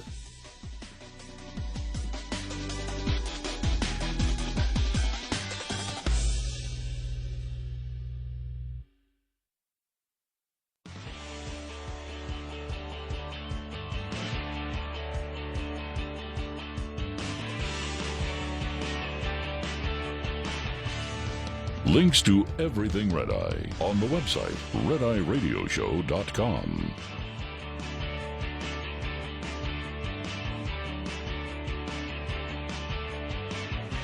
It's Red Eye Radio. He is Eric Harley, and I'm Gary McNamara. Download our Red Eye Radio app today, and you can listen when and where you choose. All right? Hey, I was gonna take an aspirin, but it may be the same as taking puberty blockers. Seriously. I mean, what's next? The pharmacist. Well, it would be the version of Martin Mull from 2.5 Men. That would be the pharmacist. I'll just take a puberty blocker or an aspirin, something. Just take whatever. What are you, a cop? I mean, it's God. He was great. Oh in that man, role. I loved him in that. Oh man, he wasn't setting a good example doing the codeine cough syrup as he was filling prescriptions. Well, I would start with Charlie not being the good example. Years before Martin Mull came in, but I'm with you on that. I know what you're saying. But it's, there's the thing is that the insanity behind that. Well, an aspirin can do tummy ache, irreversible damage. So, there's your side effects there. It's maddening that I said it the other night, that we have to have this conversation still. That we're even having this conversation, let alone a legal battle. But here we are. It was always going to end up here once you and I first saw it years ago with the bathroom case in California. Yeah. One of the very first. Yeah. And it was inevitable. It was going to end here. It's insane to me that it's happening, that we're at this point. And the arguments yesterday were insane. It compares to racism? Are you kidding me? Interracial marriage. And it's yeah, the same as with the banning whole interracial marriage. Which is to say, well, this sounds bigoted and racist. This is what the only thing the left has, even at the highest level, the Supreme Court, the highest of the judiciary branch. I mean, we had talked about this earlier, but I just can't get it out of my mind because the arguments from those Supreme Court justices from Sotomayor and Jackson were just so insane. I mean, they were just flat out insane. Yes. And to make those comparisons, it's just like, I mean, it makes you think because, when you argue, if you're listening to the audio, right, I'm trying to picture if any of those arguments, anyone who would counter those types of arguments, if any of those people are rolling their eyes. Because I would have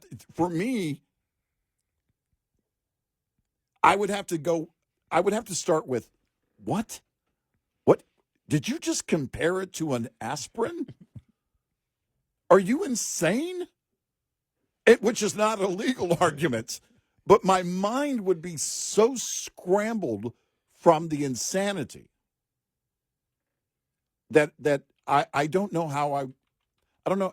And the demeanor, by the way, is pretty even. I'm pretty impressed with that. That when they're arguing, well, Justice Sotomayor or whoever they'll lay it out, and it's because that's the way it is. There's going to be, look, you're looking for decorum. This is one reason why, Eric, one of the many reasons 4,223,946 that I'm not arguing before the Supreme Court, but I wouldn't be able to control my head from exploding. well, you know what I want to do? I want to get an RV and meet Clarence Thomas somewhere. Oh, yeah. Oh, my God. Because he's got his RV, right? He's got an RV. Or he had an RV. I don't know if he's still. But he loves to RV. I don't know if he still does it, but a friend of mine actually wrote him a letter. Les Sullivan, who's since passed, but a great truck driver.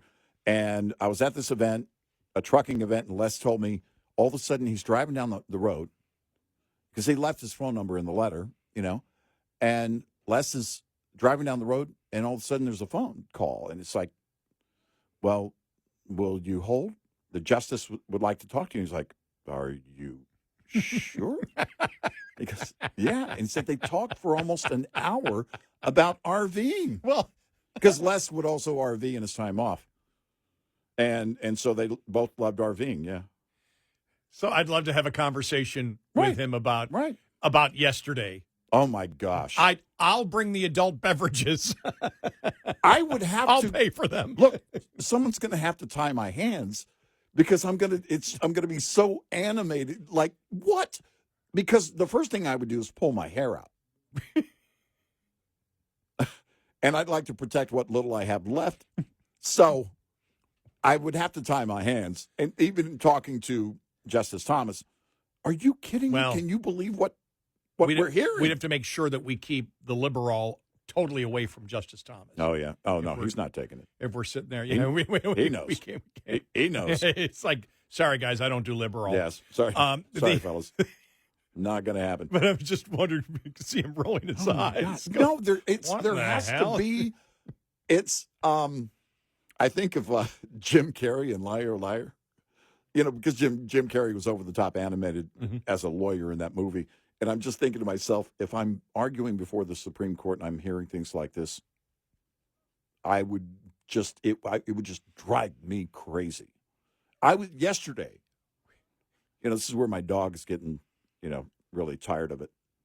Because she's the only one I talk to. My wife will walk in, she comes home from work, and I'm still awake. Who are you talking to? Bella. Who else would I be talking to?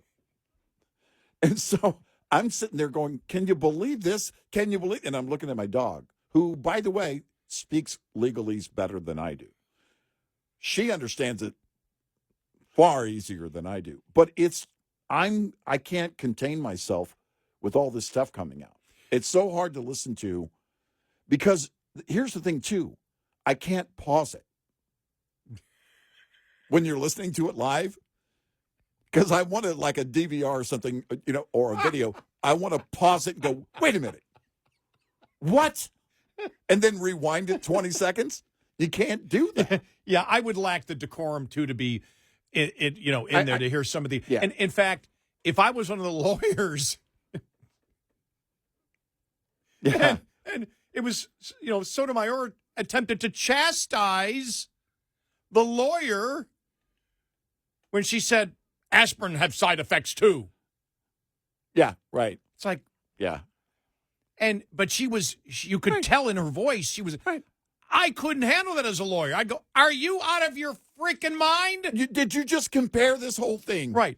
To aspirin? Doing this to children, right, to giving a child aspirin. So I may understand the law, but I could not be a lawyer at that level.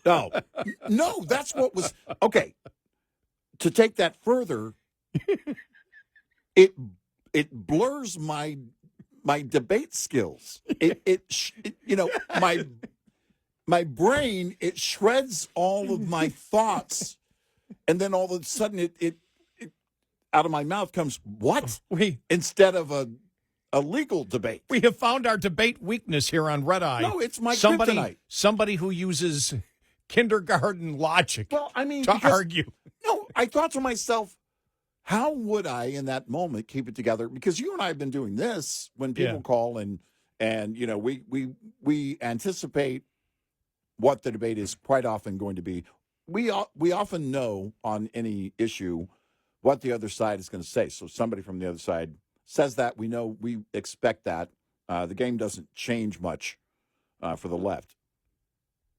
And now, you think about that setting versus a legal setting where you kind of have to keep it together. You have to be succinct. Don't waste their time. Get straight to the point.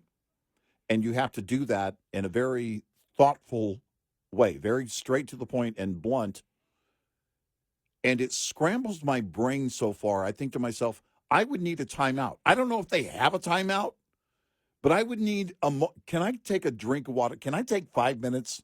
I got to go process this stupid thing you just said and come back with an answer which should be very obvious to everybody. That's really what I was thinking yesterday. I wouldn't be able to debate because I'd be so flustered by the stupidity. Or it was insane. Frustrated that an adult would attempt to use that, an adult lawyer to the best law schools in the world would attempt to use those arguments. You'd be like, what's wrong with you? This goes beyond legal arguments. I know it's a legal argument, but it's such a dumb legal argument. You need to shut up.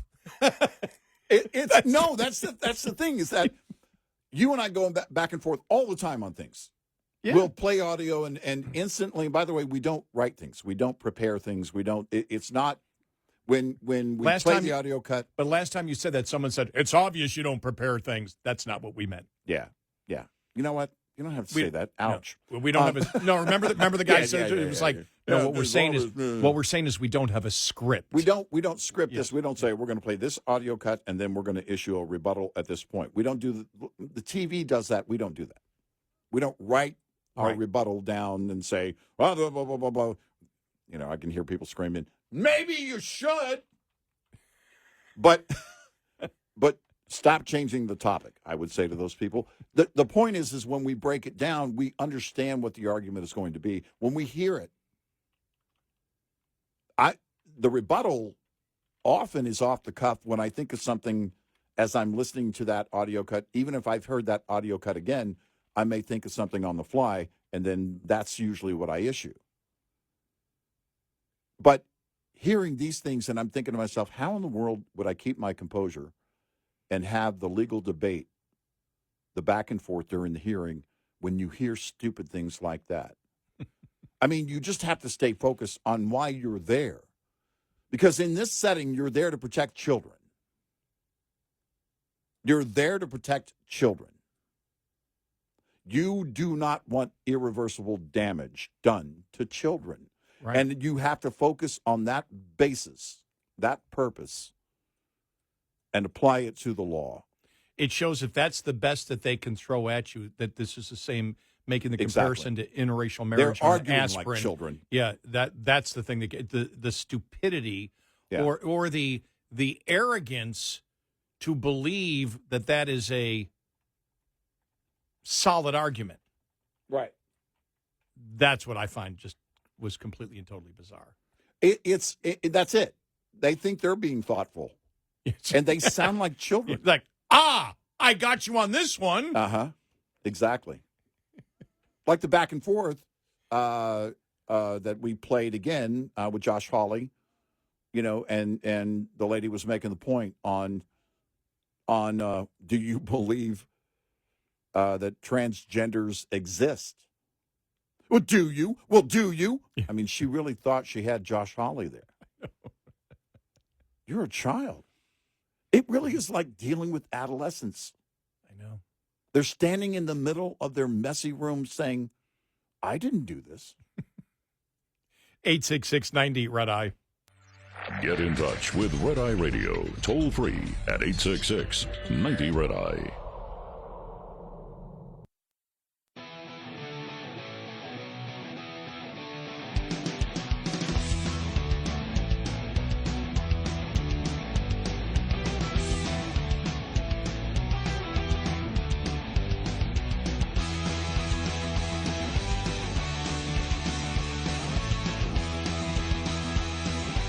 It's Red Eye Radio. He's Eric Harley, and I'm Gary McNamara. Here's the one last question about Sotomayor yesterday and Justice Jackson. Do you think they know they're full of number two, or do they actually believe that? No, I think they sound smart. But do they believe it? Do they believe they're smart because they believe we came up with an argument? Sex changes are sex changes are the same as taking an aspirin, or the same kind of civil rights as interracial marriage. Right. Do you think they actually believe that, or they just they feel, okay, that's an argument, I'm going to use that. Boy, am I smart. Well, I mean, or do they go, we've got nothing? We know that Sotomayor, because she said it on an open mic, believes that, and we know that they all do on the left, they need to legislate from the bench. She said it, then realized she was on an open mic, said, we're not supposed to say that, but we're here to make changes and blah, blah, blah, blah, blah, blah. I think they'll do anything, they'll throw anything out there they can in order to be an activist. That's all they are. Now, I think they also know they're not going to win this. I think in this setting, they know with this case, they're not going to win it. So they're going to just, show everybody on the left they're still being an activist and still working for the cause, I guess.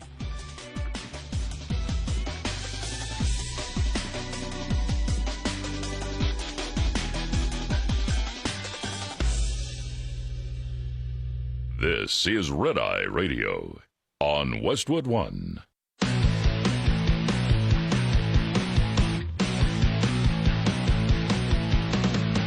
Now, it's Red Eye Radio.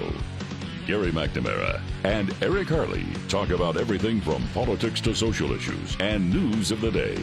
Whether you're up late or you're just starting your day, welcome to the show. From the Uniden America Studios, this is Red Eye Radio. All across America and around the planet, we are Red Eye Radio. He is Eric Harley, and I'm Gary McNamara. Hi. Hello. Hello. Let me see here what's going on. The Pete Hegseth situation here. Mm-hmm. You saw conservative media reporting yesterday that Trump and DeSantis had talked about it. Right. They never talk about whether DeSantis said, no, I don't want it, or yes, I do. That was never in any of the stories. Right.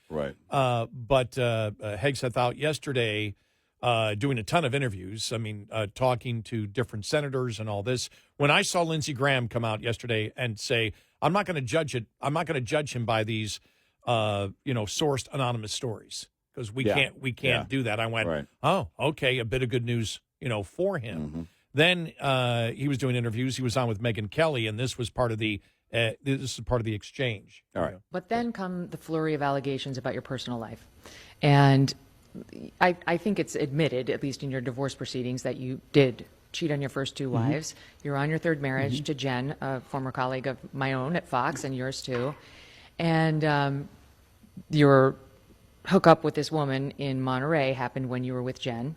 So that's 3, right? And there are a lot of women at home and men who will be like, it's a no, right? He's too much of a serial cheater. Like, how can we put a guy in this position who's a serial cheater? So is that a fair characterization of you? I think it was a fair characterization of me before I truly was changed by Jen and my Lord and Savior Jesus Christ. And I mean that. I mean, people cannot believe that if they don't want to. And as we've said all along, I like Hegseth and a lot of what he, and I don't know everything that he would do as the head of Department of Defense, but he is focused right in on the wokeness of it. Right. And there's a lot more that I'd like to know on what he would do with the Department of Defense. The problem is that, as you and I've talked about all along, this time between now and when he would get approved by the Senate and therefore testify in front of the Senate during the whole process, the advice and consent, you just saw it right there. That's what you don't want. Right. You don't want that. And when you're talking about the Department of Defense and you talk about the military, no, he technically is a civilian head. He can do whatever he wants. But as we all know, the morality and the rules and regulations of the military to begin with when it comes to cheating. You should set the tone. Yeah. And so that's part of the problem. And we go back to, John Tower way back in the late 80s. And that's why, he went through all the way to the end. He was I think the only one for that position ever to be rejected. And it was because of his womanizing and because of his drinking. Yeah. And so that's why we had said early on, this is always a problem. I like where he stands. I love his military experience. I think he would do a good job. But the fact is, you cannot have the reason. Well, there's a couple of reasons. First off, you can't have this every interview between now and that we're talking over another month. Yeah. We're talking at least another 5-6 weeks where this is the only thing talked about with Hegseth. That's why, nobody is denying, not even the Trump transition team or Trump, that, they've talked to DeSantis about if this doesn't work, we've got to move on from him. Right. I think the reprieve came with Lindsey Graham yesterday a little bit, and then Joni Ernst also said that she talked to him. But still, I don't believe he has the votes right now. So he clearly doesn't. I think that was, the part of the campaigning he did on Capitol Hill yesterday.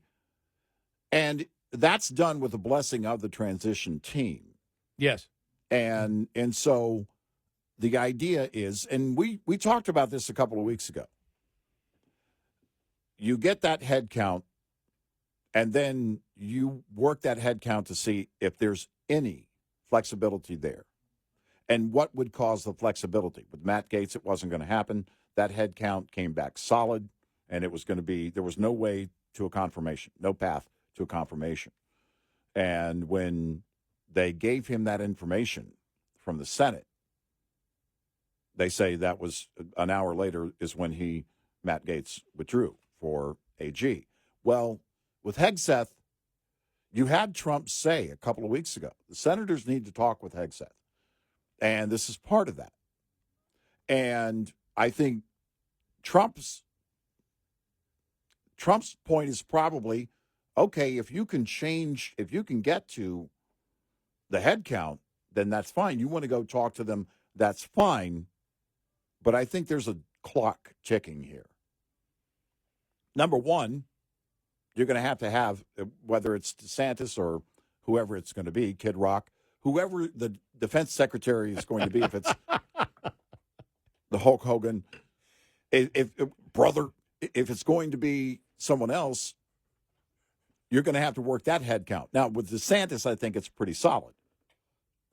But I think we're and we talked about it yesterday. If you don't hear something clear, if you don't have a clear indication, based on the Wall Street Journal story that said they were talking to DeSantis, if you don't have on Wednesday a clear indication that that's not the case, then expected by the weekend, Hegseth going out on his own and being out there on his own, not with Trump. He was asked about a meeting with Trump. Are you going to have a meeting with Trump? And he says, basically, no, not that, not there's not one planned right now, but I will sit down with Mr. Trump anytime that he wants. So it tells me that, okay, here's your room. If you want to go work Capitol Hill, you can do that, but the clock is ticking. And that head count, you're going to see. Now, Joni Ernst came back, and she said it was a very productive discussion. I don't know what that means on her vote. She didn't say. But I don't know where the head count is on him yet. Well, when I saw, Cornyn came out yesterday and was like, well, we'll see. It wasn't an endorsement, though, and so... And you're not hearing anything from Donald Trump. Donald Trump didn't come out and say, no, we're sticking with Hegseth, and, this is... this is going to happen. Well, that tells you right now that the head count is nowhere near where it needs. And that's point one. You're heading to my point two, but point one is you cannot continue with these are the questions, right? And that are going to be asked by the. You're sitting down with the media, and everything is about so you cheated on all your wives, including your current wife right now, right? Yeah. And you've promised not to drink. Yeah. You can't have that for the next 6 weeks. Right. This is not the time to adjudicate that. This is the time to promote the Trump agenda. That's the reality of it. And I know I've seen it out there. No, it's not fair. No, it isn't. It's if he's innocent, it's not fair. Right. It's not fair.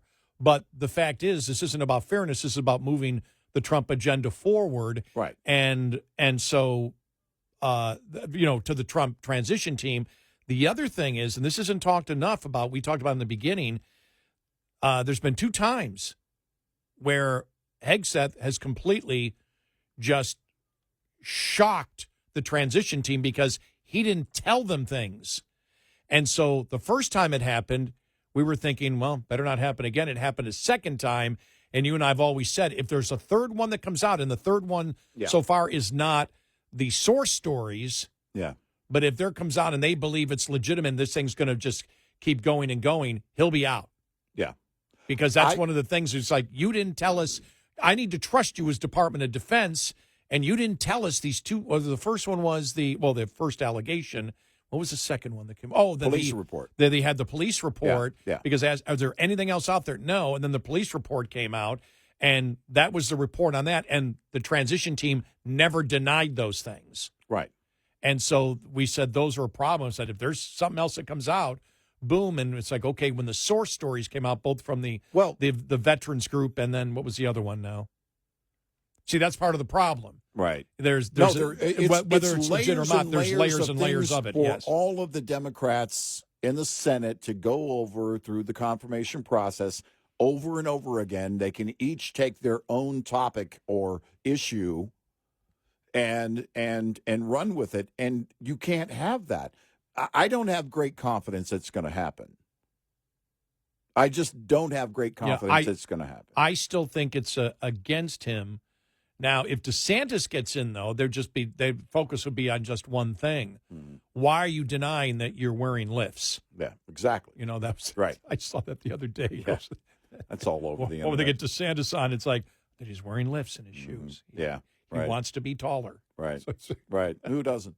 But it's it's a problem. Barron doesn't. Right. Every member of KISS did. But it's the problem.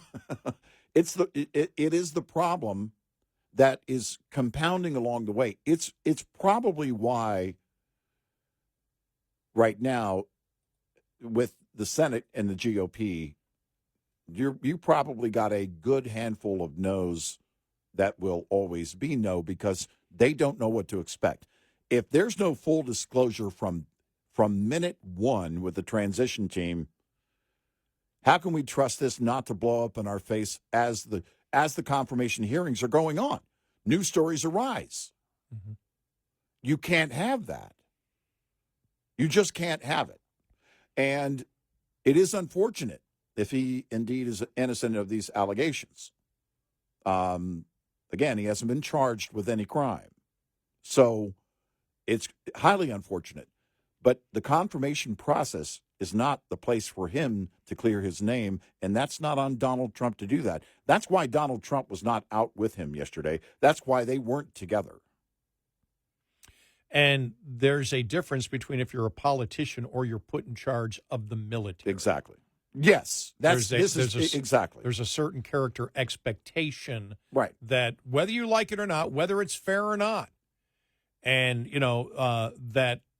and so when you look at the drinking and you look at, every single wife he's cheated on, that will affect senators saying and I'm not talking about Democrat senators, because every Democrat's going to vote against them, except for the labor secretary, which still blows my mind with Trump. Still can't understand. That's the most bizarre one. Yeah. That's really the most bizarre, because the whole thing of the Department of getting rid of everything, as I call it. Right. No. Yeah. Government efficiency. Yeah. Government efficiency, and then you put somebody, you nominate somebody who believes that every single level of government should be unionized for the employees. Right. Well, then you're not going to cut anything. Right. And that makes no sense at all from Trump. None. Makes no sense at all. Yeah. And I do see more Republicans and conservatives that are even loyal to Trump going, what the hell are you doing with that one? Yeah. Don't you see what you're doing? And there seems to be no response from the transition team. How is it that all. the DEA pick kicked back so hard immediately, but this one didn't? I don't know. Yeah, especially when you're talking about the government efficiency is such a big thing. Right. And then you appoint a labor secretary who believes that all levels of government, the employees should be unionized. And that's our concern, too, or at least my concern. I think you share this in part with RFK, Jr. Oh, yeah. Look, you got the Department of Government Efficiency over here, but you've got a guy who firmly believes in expanding the government's role in health care. He believes in nationalized health care. Yep. Right. It's just like we can't tell you. We don't know. We're looking to connect the dots with consistency. We go day by day. We can't tell you. And you would have a point. Well, guys, they have to do what the president says. You're right. If they do that, then it's fine. If the influence isn't too hard. If they're working with the president's agenda in mind at all times, then yeah. But the process in getting them confirmed, I think Hegseth, I just don't have confidence it's going to happen. 866-90-RED-EYE. Brought to you by Hot Shot Secret. Hi, I'm Jen Loomis, a transport safety expert at JJ Keller, and I'm here to share a tip on roadside inspections. At a roadside inspection, inspectors may ask to see supporting documents. A supporting document is a document generated or received by a motor carrier in the normal course of business that can be used by law enforcement to verify a driver's logs.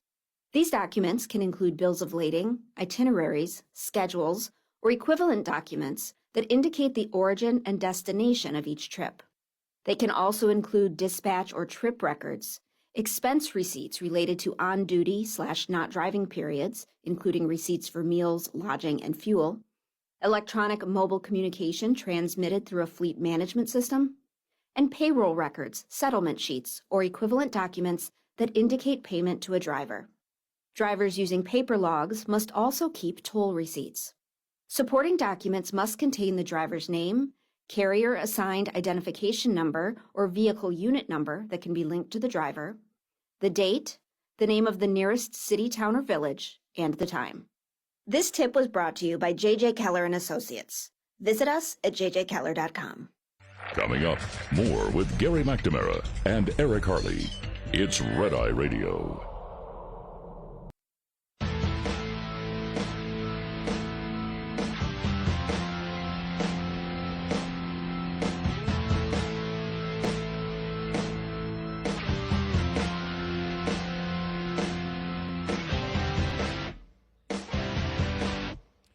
It's Red Eye Radio. He is Eric Harley, and I'm Gary McNamara. Welcome and good morning. Let me see here. Here's okay. A couple of things we got on Twitter. I hear you keep saying that Pete H's record of cheating on his wife is bad and the GOP won't vote for him. I don't think they are worried about GOP. I don't know who they is. I believe eventually the Dems will start putting in certain Trump picks. Just look at Ohio Blue 22 and you will see why I say this. I don't understand your point. Not sure. I don't know who they is. Maybe the transition team? I don't know. Yeah. I don't know. Yeah, I just Look, I don't understand the point. And then Nathan writes, "You are rhino scum." Well, yes. By the way, just so you know, we have long been rhino. Now, I'm an independent. I'm not a registered Republican. I haven't been in a long, long time. I'm not even a Republican in name. Yeah. So, but if we were, you were right. We would be Republican in name only because we are way more conservative than where the Republican Party is going, especially on fiscal matters over the last few years. We're conservative scum. Get it right. Yeah, we're conservative scum. Yeah. So just get that right now, Nathan. I didn't vote for Peter Hegseth. I don't know. I don't know if he's guilty or not. Yeah. We're talking about the process. And if you can't handle that, it sounds like you're getting emotional about it. Yeah. I don't get emotional about these things. There are things here that, look, Trump will tell you in his first term. In fact, he said it several times. I didn't hire the right people. Sometimes that happens. You don't pick the right people. They clearly got surprised, the transition team, by some elements here in the whole Pete Hegseth situation. We're observing what's going on. We're just telling you what's happening. We're not part of the process here. Yeah, right. If he gets confirmed, then I think he'll do the will of the president as defense secretary. Nathan, stop being... I don't have a problem. Stop being like the ladies on The View. You don't have to be overly emotional. Right. Yeah. I don't get emotional about these things. I was passionate about voting for Donald Trump, and that's who I voted for. And whoever's in whatever position in his cabinet or on his staff, I want them doing the will of the president, which is the will of the people, based on how big he won. So if Pete Hegseth makes it through and he gets the votes, I don't have a problem with him being defense secretary. I have no problem with him being defense secretary. None. No. But we'll see if that happens. Yeah, we're just talking about the process. I don't have confidence it will happen. I could be wrong. And by the way, we're analyzing the senators. Right. We're just telling you what we believe the senators are doing. That's all. Yep. And we were right on Gates. Yep. So sometimes we're right. I could be wrong on this. My confidence level could be low, but that's my confidence level. I could be wrong. Maybe he makes it in. I don't know.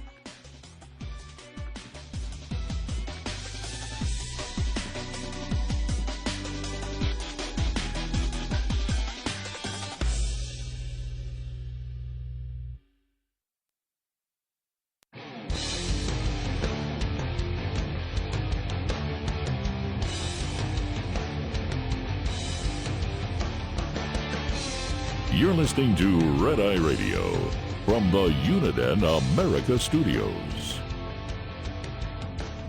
And he is Eric Harley, and I'm Gary McNamara. Welcome. Good morning. Thanks for being here. Thank you. So here we go. The examination of what the Democrats did wrong is going on in Democrat circles. With coloring books. A senior advisor to the Harris campaign called the Democratic Party's decision on its primary process during the 2024 election a cardinal sin. Yeah. The anonymous source said, I'm not sure, given the headwinds, any Democrat could have won, he said, reflecting on Harris's loss. But if we had a primary, that's interesting because that means they didn't think that Newsom could win. But we quoted the polls that showed he was below her. Yep. But but us looking at the facts and them not saying that somebody else could have won. That was. I wasn't talking reality. Sorry. I was talking in the mind of it. I took a double dose of Conservatol.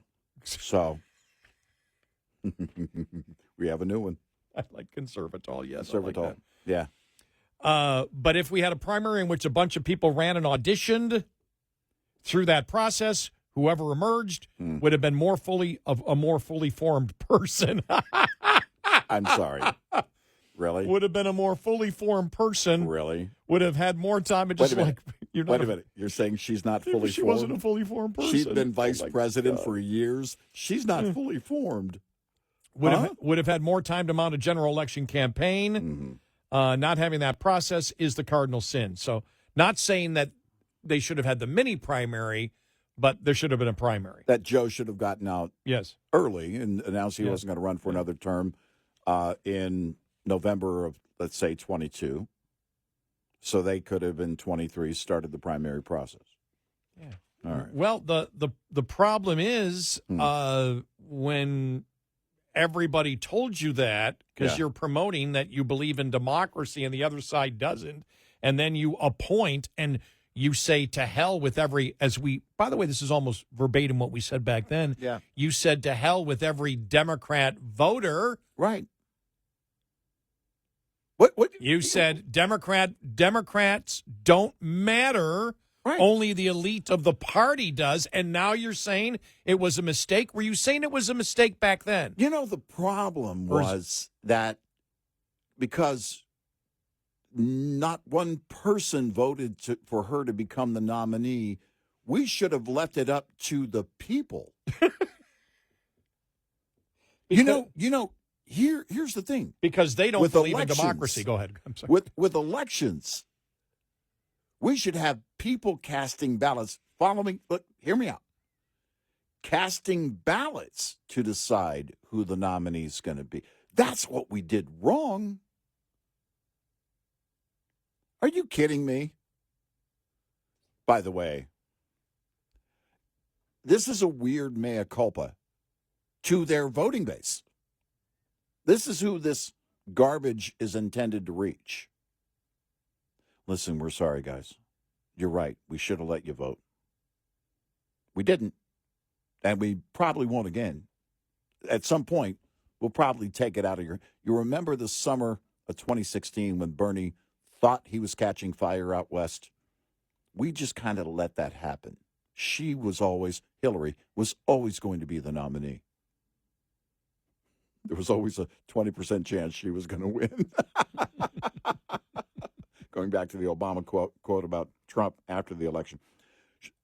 Yeah. That's what it sounds like. The correct answer actually was 100%. It's right. After the election, Mr. Obama. Right. He's already won. So it was 100% chance that he would have won because he won. It was always a 20% chance. Nope. If you do the math. Here's the thing. Now, the problem with the math is it really sounds like a mea culpa to the rank and file, to their voting base. Listen, guys, we're so sorry. You're right. You know what? You're right. It's like getting a call from your friend, that weird friend. You know what? You're right. I was drinking too much.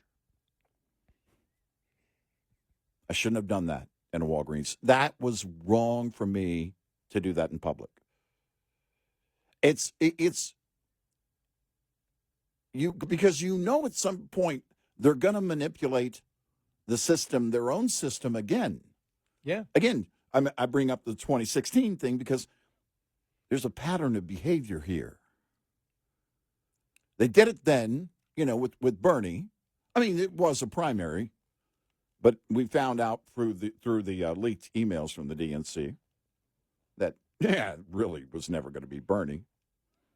And then she became the nominee, and not one person gave her a vote to get there.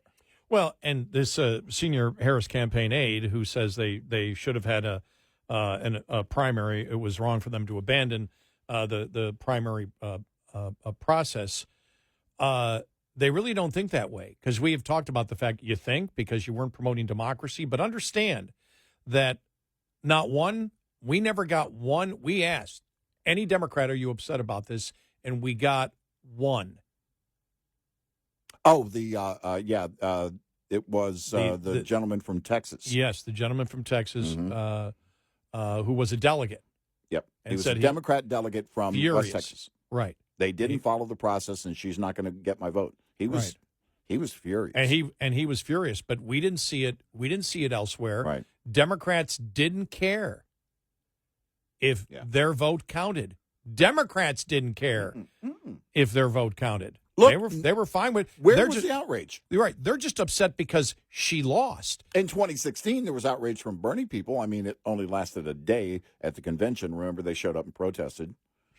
You know, it didn't last long. Nobody cares about your emails, but it was there. Well, there was no uproar at all. No, this year. No. Now they were told it was brought up, and Republicans brought it up because you were promoting that the Republicans were anti-democratic, yet you were doing something that was obviously undemocratic. Yeah, you were not counting, but your party doesn't care, and the people that stick with you don't care whether their vote counts. No. Because remember, at that time, they thought they had the right person. Yep. They thought she was great. Yep.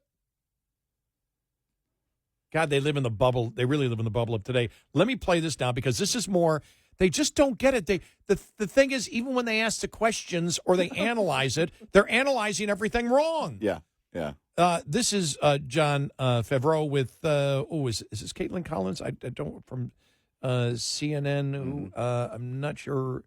Crystal Ball from MSNBC. Okay, and here's in terms of here's where they you went. Assess in terms of where the Democratic Party is today and how much change and reform they need to embrace. I would say my concern level is high right now. The Democratic Party has now been shedding voters without a college degree since the Obama era, and every single election. And in 2016, when it happened, the response from a lot of Democrats and a lot of operatives and a lot of pundits was like, well, it was mostly white non-college voters who went to Donald Trump, so it was about race and it was about racial resentment. And everyone mocked when someone talked about economic anxiety, and then there were all kinds of other explanations that people grabbed onto, like it was Russia and misinformation and this and all the other stuff, right? And then 2020 rolls around, and everyone's like, oh well, Donald Trump is going to just collapse under the weight of his own incompetence, and look at how he mismanaged COVID and the economy, and we just have to let him. Just, let him fall, let him fail. And Joe Biden's going to win this huge margin. And then Joe Biden wins by 40,000 votes, right? And Donald Trump adds a bunch of votes. And where does he add the votes? He drives even more turnout among non-college educated white voters and now Latino voters who, without a college degree, which is like 70 or 80% of Latino voters, they start moving towards Republicans. And then people came up with excuses for that. Oh, well, it was because they wanted to go back to, a lot of Latinos working class, and they wanted to go back to work because of lockdowns and this and that and the other thing.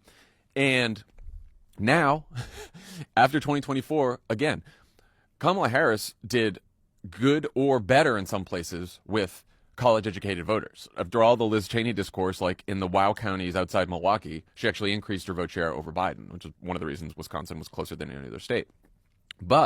And because now we probably hit a floor with white voters without a college degree, she actually did similar to Biden there. But you're seeing, again, the attrition of Latino voters without a college degree, young voters, even the divide among young voters who stayed with Democrats and moved over to Trump was a college degree. So young people without a college degree moving towards Republicans. You start seeing with black men, especially younger black men and younger black voters in general, moving towards Republicans. And so we have and this is part of what Pluff was getting at with kind of using the word moderate was sort of, it doesn't quite grasp. It's how people identify themselves often in surveys, but it doesn't quite grasp what the problem is. I think what Pluff was saying is that the math is impossible if you only go after college-educated voters. If your coalition is only college-educated voters, only 1/3 of people in this country have a college degree, 2/3 don't. So we have to figure out a way to win back voters without a college degree, which is the central divide in American politics right now. And a lot of it is economic. Some of it is cultural as well. And also these people are not tuning in. They're not paying as much attention to news. They're not consuming information like all the rest of us. And if we don't figure out a way to win back a lot of those voters, we will not only have an extremely difficult time winning the presidency, we will never have a Senate majority again. Because those. So he's talking about the demographic makeup of the election, which we all know already. We already know all this. Yeah. But why is it? He's saying, well, because the trying to make the case that the higher educated people are paying attention, and therefore they voted for Harris, and the other ones are not highly educated. They don't pay attention. Right. They don't pay attention. They don't do it. Yeah. And this is, again, the elitism. They don't get it. They don't understand the issues. Right. If you're going to say that men should play women's sports, and you believe that you're highly educated on that, you're nuts. Right. That's got nothing to do with higher education. And when we talk about higher education, what are we talking about over the last 20 years? The brainwashing of insane ideas. If you want to know why they lost, it's because they promoted insanity and they promoted racism. Right. And for some reason, you've seen it. The most highly educated people, I didn't say the most intelligent, but the most highly educated people, the presidents of those Ivy League universities, are the most racist and anti-Semitic. Yeah. The most bigotry exists. The most racism exists in the college-educated white demographic. We saw it when those college presidents testified. You see it with the identity politics, and it is the college-educated and more of the college-educated women that are the most racist and believe in the insane ideas, the misogyny of the radical transgender movement. That's why you lost. Right. And you couldn't figure out that you can't promote inflation as a good thing or ignore it, and you cannot. What? You need the higher educated people bought into the fact that the border was secure? So that's John Favreau. Not the actor. Not the actor Favreau, who's part of the Obama administration. He gets the demographics, but he does not get, and if they don't get why they lost, they're never going to win. Exactly. And they think it's a thing, well, we need to get these dumb people to pay more attention. Listen, no, the dumb people figured it out. We'll draw pictures because they can't read. I mean, seriously. I know. It's the way he's presenting the issue that they had with that he thinks they had with voters is part of the arrogance that drives that voter base away from them. And he doesn't even see it. That's not it. The issues drove everything. Yeah. They don't get it. And they don't get it. 866-90 Red Eye. Lines open for your calls. 866-90 Red Eye on Red Eye Radio.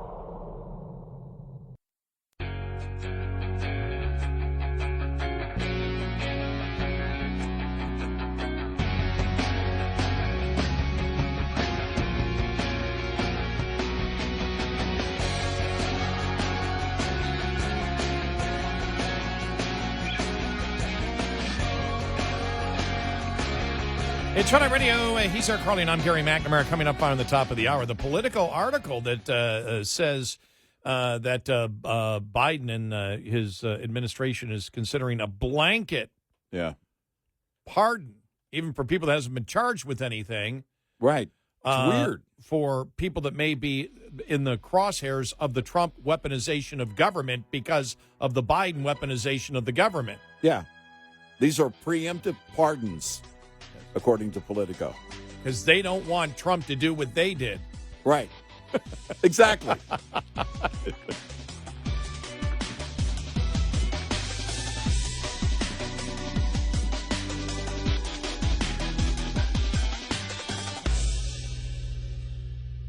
This is Red Eye Radio on Westwood One.